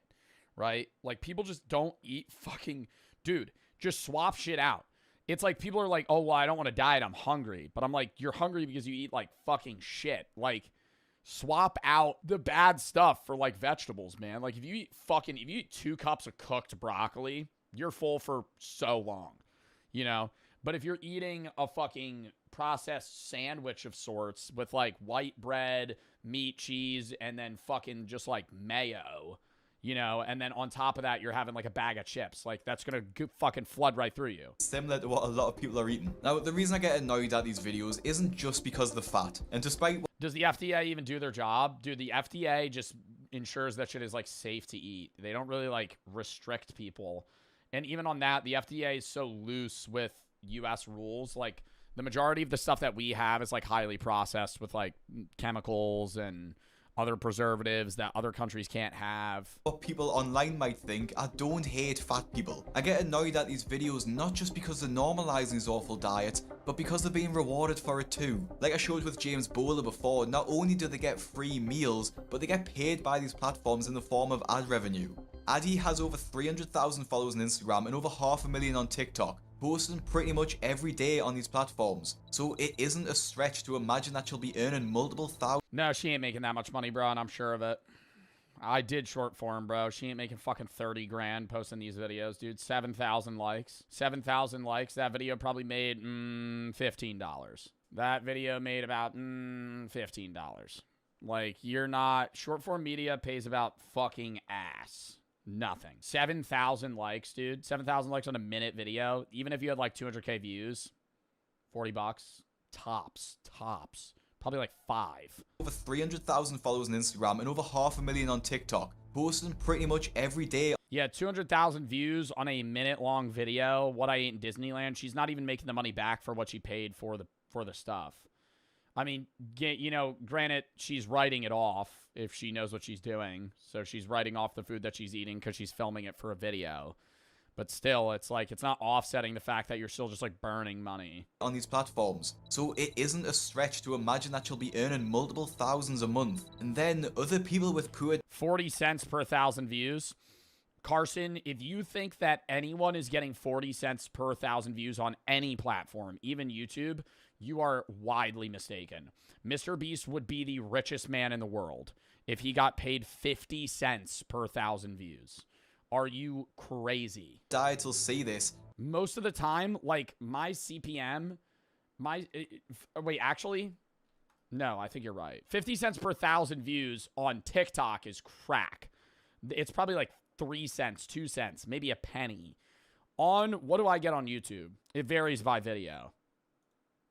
How do I see that? Yeah, CPM on YouTube anywhere is between like 4 and like 8.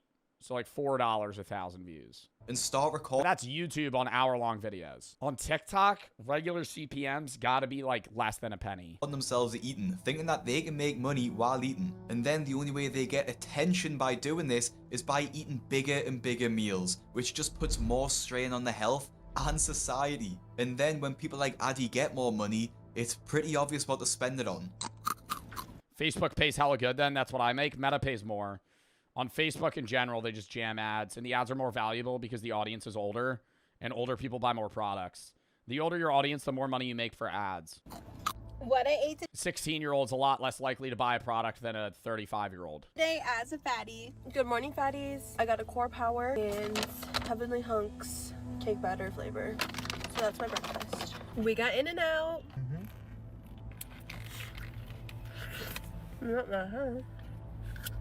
Yo, but who's literally hype as fuck? Like, yo, the In-N-Out videos, the In-N-Out video just released. Oh my god, I can't wait to watch 3 minutes of just straight silence and... Oh my god, you guys. Oh my god, you guys. This triple decker burger. Oh, it's so good. Like, why would you want to watch that? Top 10 worst years in human history. Around for roughly 200,000 years. And honestly, most... Let me guess a few of them. Something with the Black Plague. World War II when the bombs dropped. In human history, I was going to say in history, probably when the meteor hit the dinosaurs. Humans weren't around then. 2008. Why? The housing market crash? Y2K when the world didn't end. that time was spent dying in pools of our own diarrhea. 2020. I don't think like COVID years are top 10 worst years in human history. Yeah, Holocaust. That's why I said World War II. So when you think of the worst years in human history, it's basically all of them. But that would be a boring video. So let's be prisoners of the moment and allow recency bias to cloud our analysis as we rank the top 10 worst years to be alive in human history. Number 10, 1918. This year kicks off with a I feel like that was a pretty fire year now. Wasn't that right before the Roaring 20s? Roaring 20s was like a great time to fucking like be a middle-class American. little something called the Spanish flu. Unless you were black or a woman or a minority or a non-white man or disabled. Okay, so maybe it wasn't a great time to be alive during the 1920s. Surprisingly, this flu wasn't or gay. Yeah, okay. Actually from Spain, but it was still no bueno. Exact numbers for the death toll are kind of hard to pin down. Oh, Spanish flu. But estimates range from 20 to 50 million human deaths globally. The Spanish flu was 50 million deaths. How many people died from COVID? 7.1 million. Wow. So Spanish flu was like 6 times that? No, 7 point something times. Particularly deadly for 2 reasons. 1, it was a brand new strain of the flu, and 2, the conditions of the Great War made it so much easier for the disease to spread. Soldiers returning home brought the flu with them, infecting people in remote areas who had no immunity to the virus. What was extra special about the Spanish flu was that it was unusually deadly for young adults compared to other flu viruses of the time, leading to a significantly higher death toll.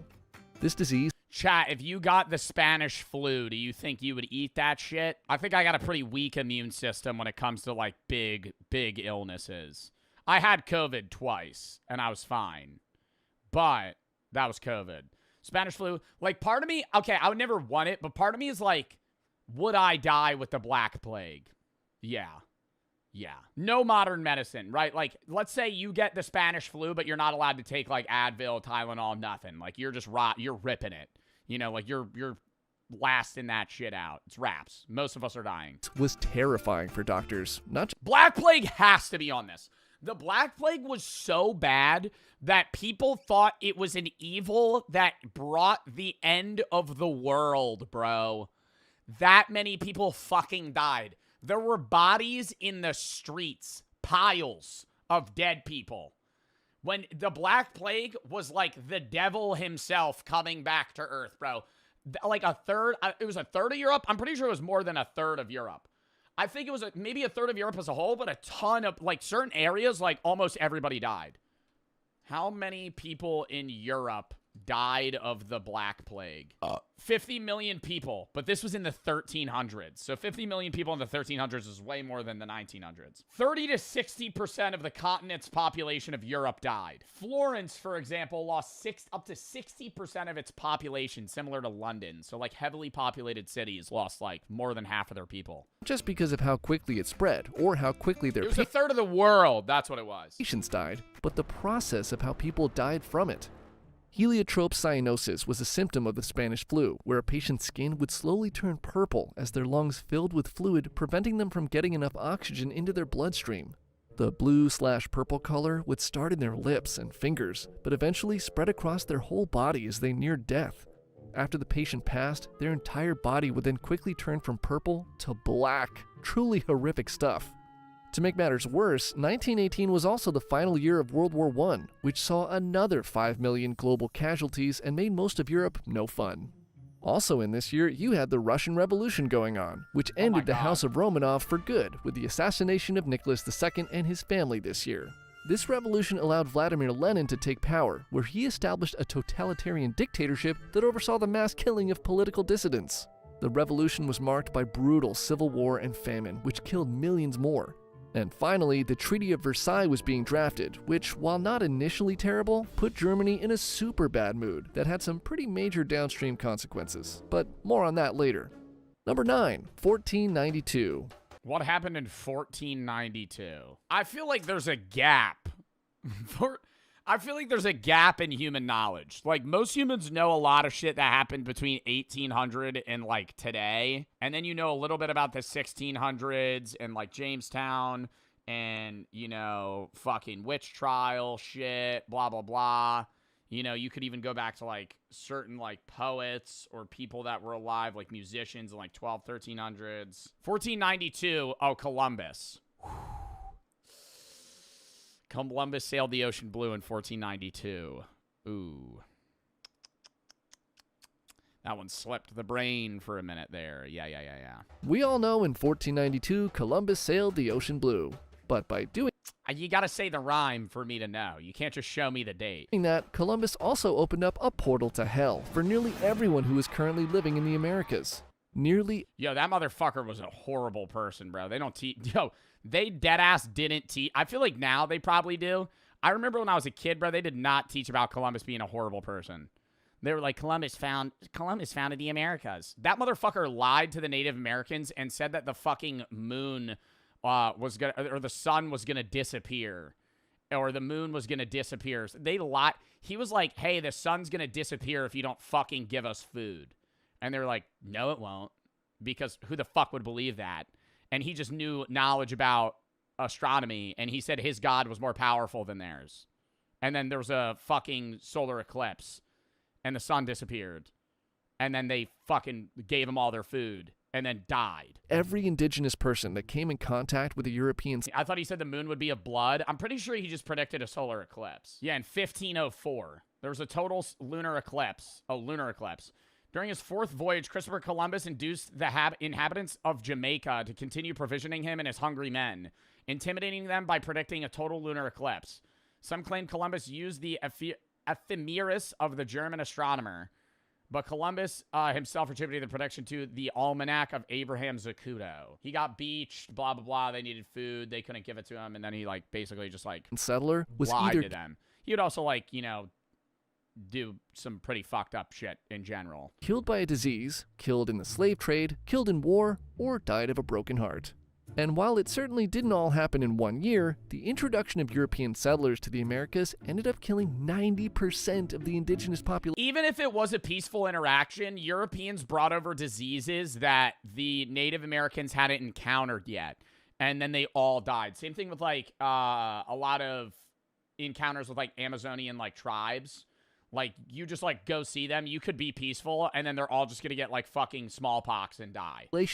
Diseases like smallpox, measles, and influenza decimated communities that had no immunity to these foreign illnesses. I guess one could argue that the events of 1492 had positive effects. It was not peaceful. I'm saying there was multiple interactions. There were instances of peaceful interactions. Many were not. On much of humanity. Not with Columbus. I'm talking about, like, people just arriving to the Americas. Leading to the age of exploration and the eventual globalization of trade and culture that brought us things like pizza and chocolate. However, the near extinction of an entire continent civilization does put it on our list. Number 8, 2008. This is probably the housing market crash. I feel like we're jumping pretty heavily here. The housing market crash of 2008 was worse than smallpox. Height of recency bias, but and Vladimir Lenin. Who cares? It sucked. 2008 was the year the entire world realized that rich people just basically make up how much money there is. And for a number of reasons too complicated to go into in this video, something called Lehman Brothers went out of business, and then the entire global economy collapsed. Stock markets around the world crashed. The American auto industry nearly went belly up, and the cost of food and gas. And the bubble of borrowing money or having debt to buy assets is like what's happening right now with the AI bubble. I'm not trying to, like, make people panic, but the shit that happened right before the 2008 housing market crash, where people were taking on debt to buy houses and assets, is exactly what's happening right now with big businesses. So if it fails, they're fucked. Went through the roof. It was the worst financial crisis since the Great Depression, causing millions of Americans to lose their jobs and homes. Also, if you've ever wondered, why do houses cost so much these days? Well, in the aftermath of the 2008 mortgage crisis, new home construction basically stopped for about 10 years because nobody could get a loan. And since there wasn't a 10-year hiatus on unprotected sex, we now have way too many people and way too few houses. So thanks again, 2008, for still ruining all of our lives. What? China and Australia's economy actually grew during the Great Recession? What do you mean America isn't the center of the universe? Number 7, 73,000 BC. Yeah, I feel like that's a little absurd to put the 2008 housing market crisis as one of the worst years in human history. Like, I wouldn't even say that's like top 50. Like, you could say 30s was like the Great Depression, because that was bad for the world as well. Okay, so we're a little loosey-goosey on the exact year, but trust me, whenever it was bad. Rewind 73,000 BC. I love how we're jumping around history right now. We got Spanish flu, we have Christopher Columbus, 2008, and now 73,000 BC. Clock 70 or so millennia, and you'll witness what's known as a super Pompeii? When was Pompeii? Wait, is this Pompeii? Volcano eruption. No, Pompeii was not 73,000 BC. 73,000 BC, there wasn't fucking cities yet. When was Pompeii? That was probably like fucking 3,000 years ago. 79 CE, so 2,000 years ago. This particular event is known as the Toba catastrophe and is probably the thing Indonesia is second most famous for after Komodo dragons. This eruption set off a 10-year volcanic winter that nearly eliminated the entire human species. The Toba eruption released so much volcanic ash into the atmosphere that it blocked sunlight, leading to a drastic drop in global temperatures. The few survivors faced harsh conditions, with scarce food and resources, struggling to maintain their communities. The entire human population left on Earth was somewhere between 3,000 and 10,000 people, or roughly the size of Brandon, South Dakota. And we're all descendants of them. Wow. We're all related to those people. That's what I feel like. That's so cool that like every person has a common ancestor, like what, 60 people ago or something. Like there's somebody that so we're all related in some way. Yeah. But not in a sense of like incest. But then I'm pretty sure this era is when they were making like was it whale bones? No, I think it might've been like, what's that motherfucker from Ice Age? A mammoth bone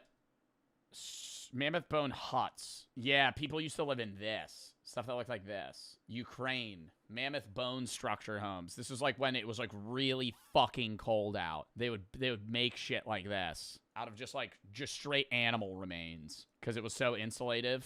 And they would put like hides and other stuff on the outside because it was just cold as fuck. You've never heard of Brandon, South Dakota? Okay, Madison Square Garden can hold around 20,000 people, so the entire population left on Earth after that eruption could fit in MSG twice.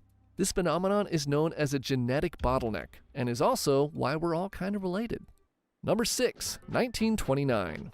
The Roaring Twenties came to an abrupt end in 1929 when the U.S. stock market crashed, setting off, stop me if you've heard this before, a global economic collapse. The Great Depression that followed was a decade-long economic Oh no! American steel is down! Let me go withdraw all my money from the bank. And then they had no money. Disaster that affected almost every country in the world. Yeah, imagine pulling up to a bank going, I want to withdraw my money. And they go, we don't have it. Huh? Mental health was we don't have it. Huh? At an all-time low immediately following the market crash. Self-deletion rates were so high that some hotel operators in New York City would ask guests if they needed a room for sleeping or jumping out of. That's real. In the US, 1 in 4 people became unemployed, and wages for the remaining workforce were basically cut in half. Bread lines and soup kitchens became a common sight, and many people lost their homes and savings. One farmer of the day knew he couldn't afford to feed his sheep, so he slit their throats and threw them down a canyon instead of letting them starve. It's like, wow. What? They don't like sheep?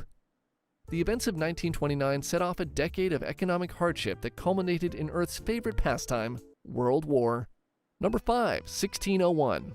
If you take one thing away from this video... Is that the witch trials? When were the witch trials? I was just in Salem. No, that was 1692. It should be that volcanoes are bad. So bad, in fact, that one volcano in Peru basically turned the lights off for the whole planet. The eruption of Huayna Patina in 1600 was one of the largest volcanic events in recorded history, spewing vast amounts of ash into the Bro, I want to see the volcano eruption that's that big that it blacks out the sun from the whole world. One volcano erupting that much. atmosphere. The summer of 1601 was known as the summer with no sunshine. Sunlight levels dramatically decreased everywhere in the world, causing mass famine, but nowhere more so than Russia. The lack of sunlight led to crop failures and livestock death. A third of the Russian population starving to death in the 2 years following the eruption.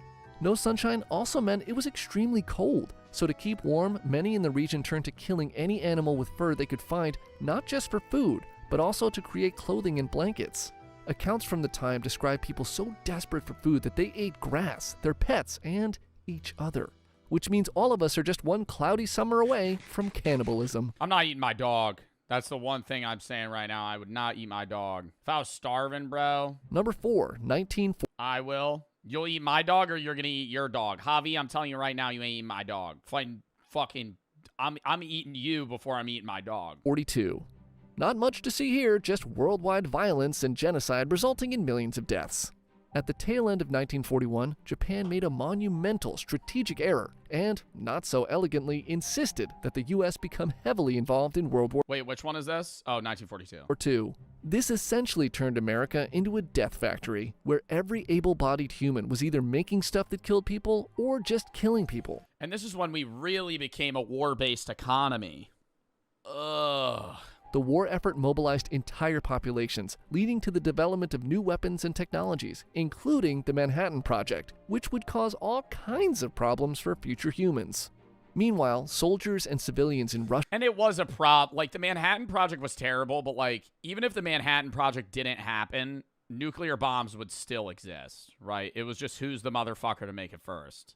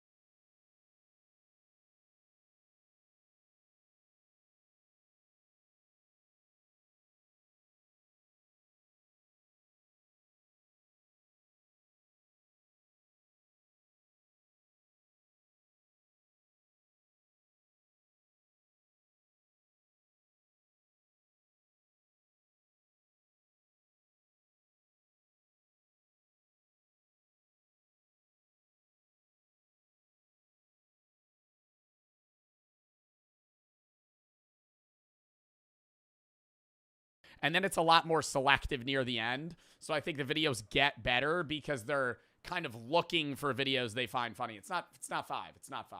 Sketty, shut the fuck up. When my friend John said he found a body in the bushes over there, I ran over there because I'm a healing monk to try and help, but obviously my magic wasn't strong enough because the dude's body was missing a head. So my friend decided to try and use a necromancer spell, which didn't work, which I knew it wouldn't. And apparently we contaminated the crime scene because that spell uses a lot of glitter. Go ahead, twin. Good. Go ahead, chat. Get it out. I'm doing a video. Chat, chill. It's like such a dad thing. You have no shoes on, 6'7". Move. Calm down, chat. Move. No. Tell me, let me try. Chat, let twin try. No, I got Hurry up. Stop. You've done tried 6-7 times. Now let twin try. Back up, chat. Back up, chat. See if you can get the axe out of the log, twin. Bro, that's not the And don't be method. all You got to do 6'7". what he was doing. When you're chopping wood, you get it stuck. You put it on its side. You hold it down with your foot and you push it like you don't like push. You hit the top and then it'll unlodge. If you can get the axe out of the log. What kind of chopping wood? I don't know. I'm chopping wood. You've never chopped wood before? I'm the guy that tends to the fire at a campfire, chat. Just to give you a little insight. You probably already knew that if you watch any amount of my content. I'm the guy tending to the fire. I like staring at the fire. I like making the coals hot. I'll fan it. It's fun. Twin. And don't be all 6'7". I have a conundrum where, like, 4:30, you're trying to be a good guest, but your host left an accordion on the sofa. I sleep on this sofa, but there's an accordion. How do I move the accordion? It's gonna make a noise.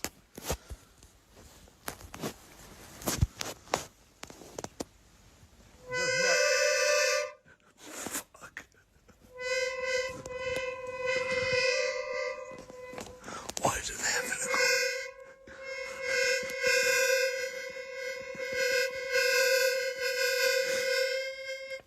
Fuck's sake, man.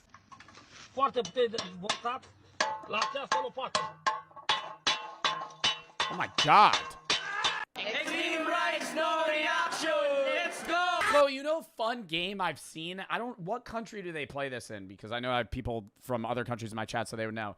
You have a piece of wood and you have a nail and you barely tap it in and then you take turns hitting it once and the person to fully drive it in loses. Or is it wins? I think it's loses. I think you don't want to drive it in all the way. And you can't bend it. Oh, it's wins. You want to drive it in first. So it's one hit. You each have one nail. That's what it is. You each have your own nail and you take turns.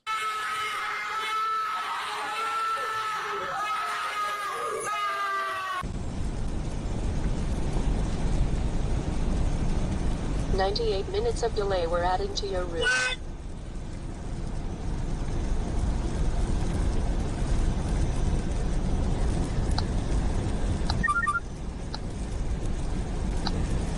98 minutes of delay? What, do they shut down the fucking highway?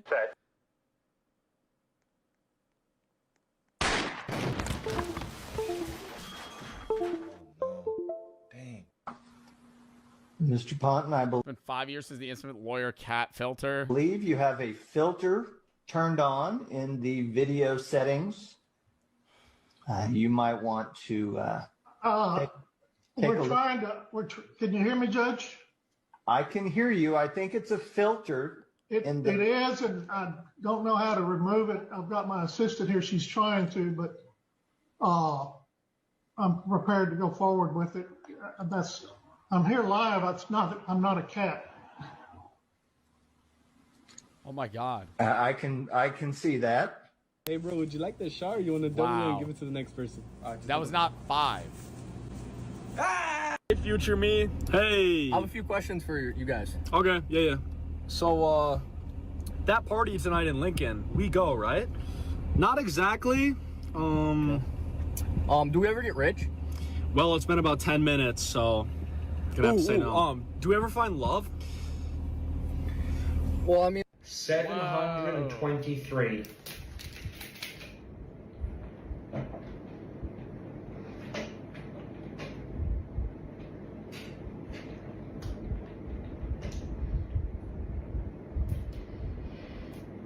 724.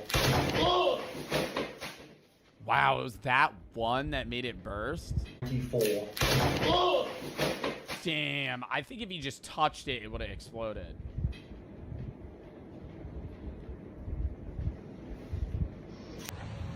What's up, bro?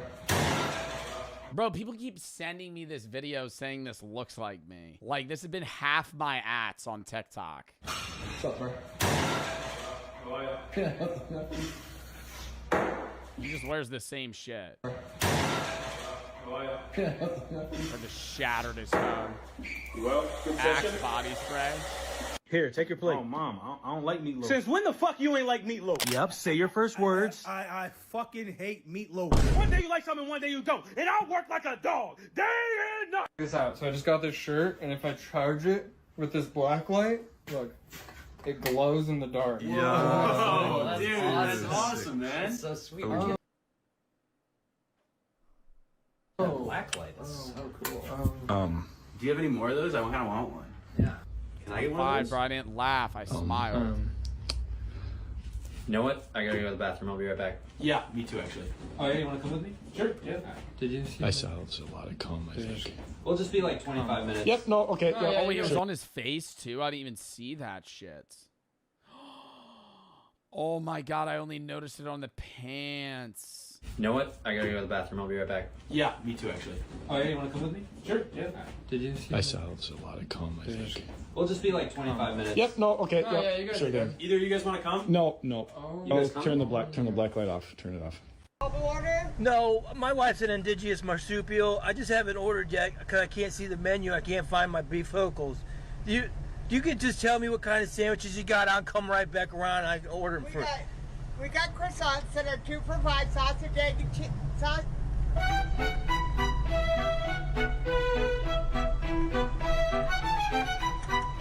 I'm sorry about that. I didn't order yet because I have a child on camera. But she tried to tell me, can you just tell me what kind of sandwiches you got? I'll come back around and order the one I want. I don't want to hold up the line. I just can't see nothing because I got 2 eyes on my left side on my third leg. Oh, we got bacon, egg, and cheese for sandwiches, ham, egg, and cheese, sausage. No, that is the oh my God, bro, that is so funny. Oh my God, dude, I thought it was the video was just gonna cut and then he pulled up to the same like fast food place. Like I thought it would go to a different place. Same literally just 10 feet over. Oh my God, that was so funny.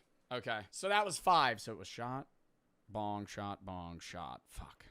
No more, Joe. Yeah, at this point, brother. I'm happy we did it today. I think this was an executive decision that needed to be made. If I had the imagine I had a Marvel Rivals fucking competitive event like an hour from now. Holy shit, that'd be terrible. I'd be locked in. I don't even know my team. Like, I'd hop in and I'd be like, all right, yo, acting. I'm laughing right now. It's not counting, bro. Acting like I'm sober, just okay. So guys, yeah, no, okay, you play Squirrel Girl, so all right, yeah, I think like a Gambit Luna combo would be probably good. I obviously main group, but they're probably gonna ban group because we have 6 bans. So I think realistically, I should probably either be on like maybe a Strange, or you could have me on an Emma Frost, something like that, kind of just like a solid front tank. If you want me to, cheers.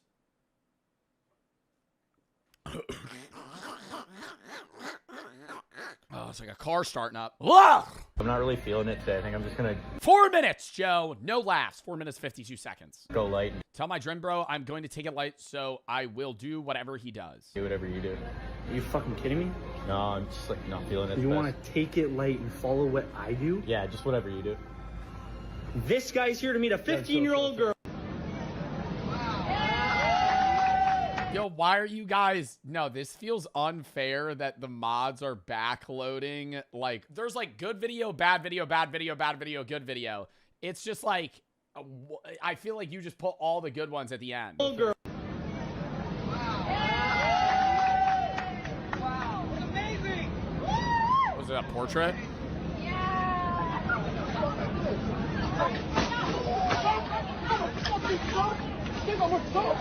You hear about the new guy? No. I think his name is George. George who? Wait, that's my merch. Wow. Never seen a skit somebody wearing the merch. The new guy? No. I think his name is George. George who? George Bush! oh my, that's gotta suck. Oh boy. Oh my god. Oh! Holy fuck! I'm gonna ask you guys again, okay? Where do you guys keep the purple studs? Okay? No one be a hero. Don't reach for the. Everybody put their hands up! Hands up right now! You wanna fucking die? I can't resist. No, don't do it. Don't do it. Oh no. Hey, what's going on? Oh no, what's going on? Hey, what's going on? I catch foot freak perverts like him for a living. No. Just another day at the office. Are you okay? No! We all make out at the same time.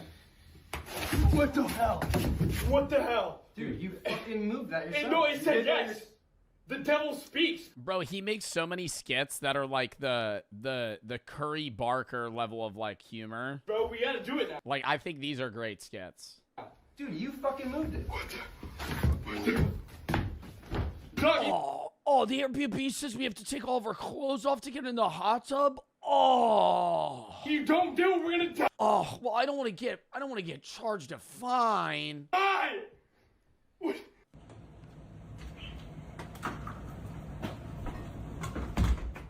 This is like fucked up. I've been waiting for you to get home. What you doing in my motherfucking house, bitch? What's so fucking? I was waiting on you to get home. Get my fucking. Yo, that's like a valid ass reaction though. You know how scary that would be? I've been waiting for you to. That was not a laugh. Bro, did I actually laugh? Nah, get the VOD back. On God, I was so zoned into that video. Bro, was that a laugh? No, don't fuck with me. Nah, I believe y'all because I was just so locked in on that. I was like, oh, he's gonna tweak. Fuck, dude. Oh my God, I have to order a fucking row of mouse traps. Bro, I feel like they don't hurt that bad. Is that like my ego right now? I've been humbled with like spicy shit, and also like I used to think that I could like kill a fucking gorilla if you gave me a Bowie knife. Like, yeah, hell no, I would get my shit fucked up. But like, I don't know. I feel like if I like on my pinky, yeah, that shit would be like, oh fuck, it feels broken. But like if I jump onto a thing of mousetraps, I feel like it's just gonna feel like somebody flicked me. You know? He didn't even laugh. Bro, chat, don't lie. Did I laugh? I don't think I laughed. I did.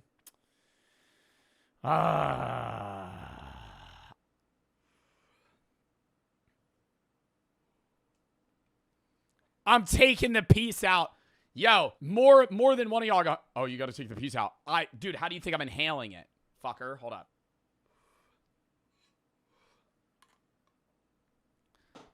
When I hear people that have CHS, like the shit where you can't tolerate weed, oh my God. That would fucking bother me so much. Chat, I'm so serious. I know I get high on stream. I'm not an advocate for weed. Like, you should not get high, right? Unless it's like a med card or like there's like a specific reason. Like it's, bro, like I get high too often. It's bad. Like it's not, I'm not sitting here going like, oh, this is awesome. You know, like I recognize that it's like earlier in the stream, somebody was like, you're smoking a bong, bro. Don't you like, you're not worried about cancer? Like, no, it's carcinogenic. It's bad, right? I never advocate that it's good. Sober summer. Pass. Maybe like a sober November, dude. Maybe a more lame month. What the fuck? Sober in the summer. Nope. Oh, I kind of want to rewatch this. If I laugh here, it doesn't count. I've been waiting for you to get home.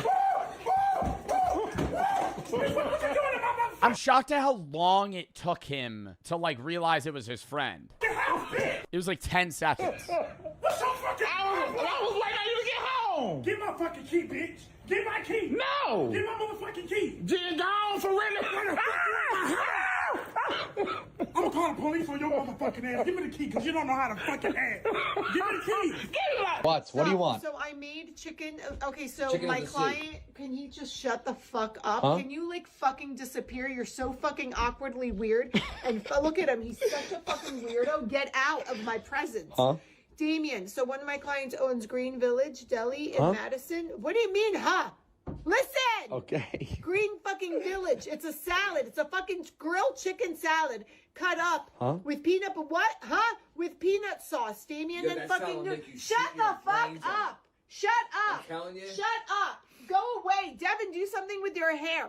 Damien, I'll fix it for you now. Would you like mommy to put it in the bowl? Do what? The salad. I'll put it in the salad. I just said. Huh? Are you? What's wrong with you? Shut up! Shut up! Shut Are you guys doing this to me on purpose? I don't understand what's happening. Why do I deserve this? I don't know why I deserve. Fuck off and die. Why am? Wow. Intolerant. Okay. So can we just get rid of him like permanently somewhere? Just tell what are you? Where'd you get that cute sweater? Thanks. My grandma knitted it for me. Like I want to get into knitting. This guy's hilarious. Like, I want to be a knitter. Yeah. I'm sorry. Did he just call me a nick? He just called me a nick. Is that what you called me? I said knit. I'm just saying you're a real piece of shit. How about you clean your ears out, Dumbo? Seriously? And listen next time. And I'm gonna grab your dick and I'm gonna twist it here in a second. You're not kicking nobody's ass in that cute little sweater. Take it back to your grandma. Get my grandma's name out of your frickin' mouth. Yeah, in order to fix this, I'm gonna have to go into your his skits are so funny. browser history. What the fuck? Mouth. Yeah, in order to fix this, I'm gonna have to go into your browser history. It's not even the computer. That's just a It's already monitor. broken as it is already. I don't really think we need to go into my browser history for that. It's kind of whatever. I don't know. It's got a few scratches anyway, so we'll just leave it at that. Yo, that fish tank looks brutal back there. Whoa. Appreciate you, though. Sure.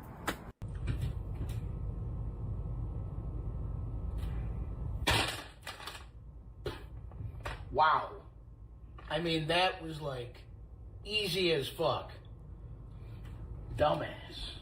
Yeah, how did that originate as a phrase? Like in what? I didn't laugh, bro. That did not make me laugh. I'm saying, when did that originate though? Like this, somebody saying like, oh, it's as easy as taking candy from a baby. When was that?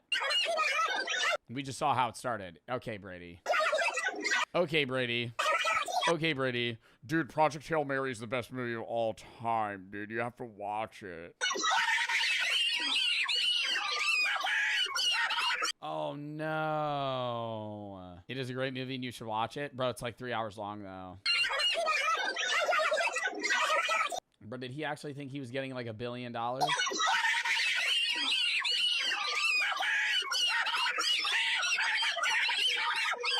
Yeah, that's the There's no way. problem right there.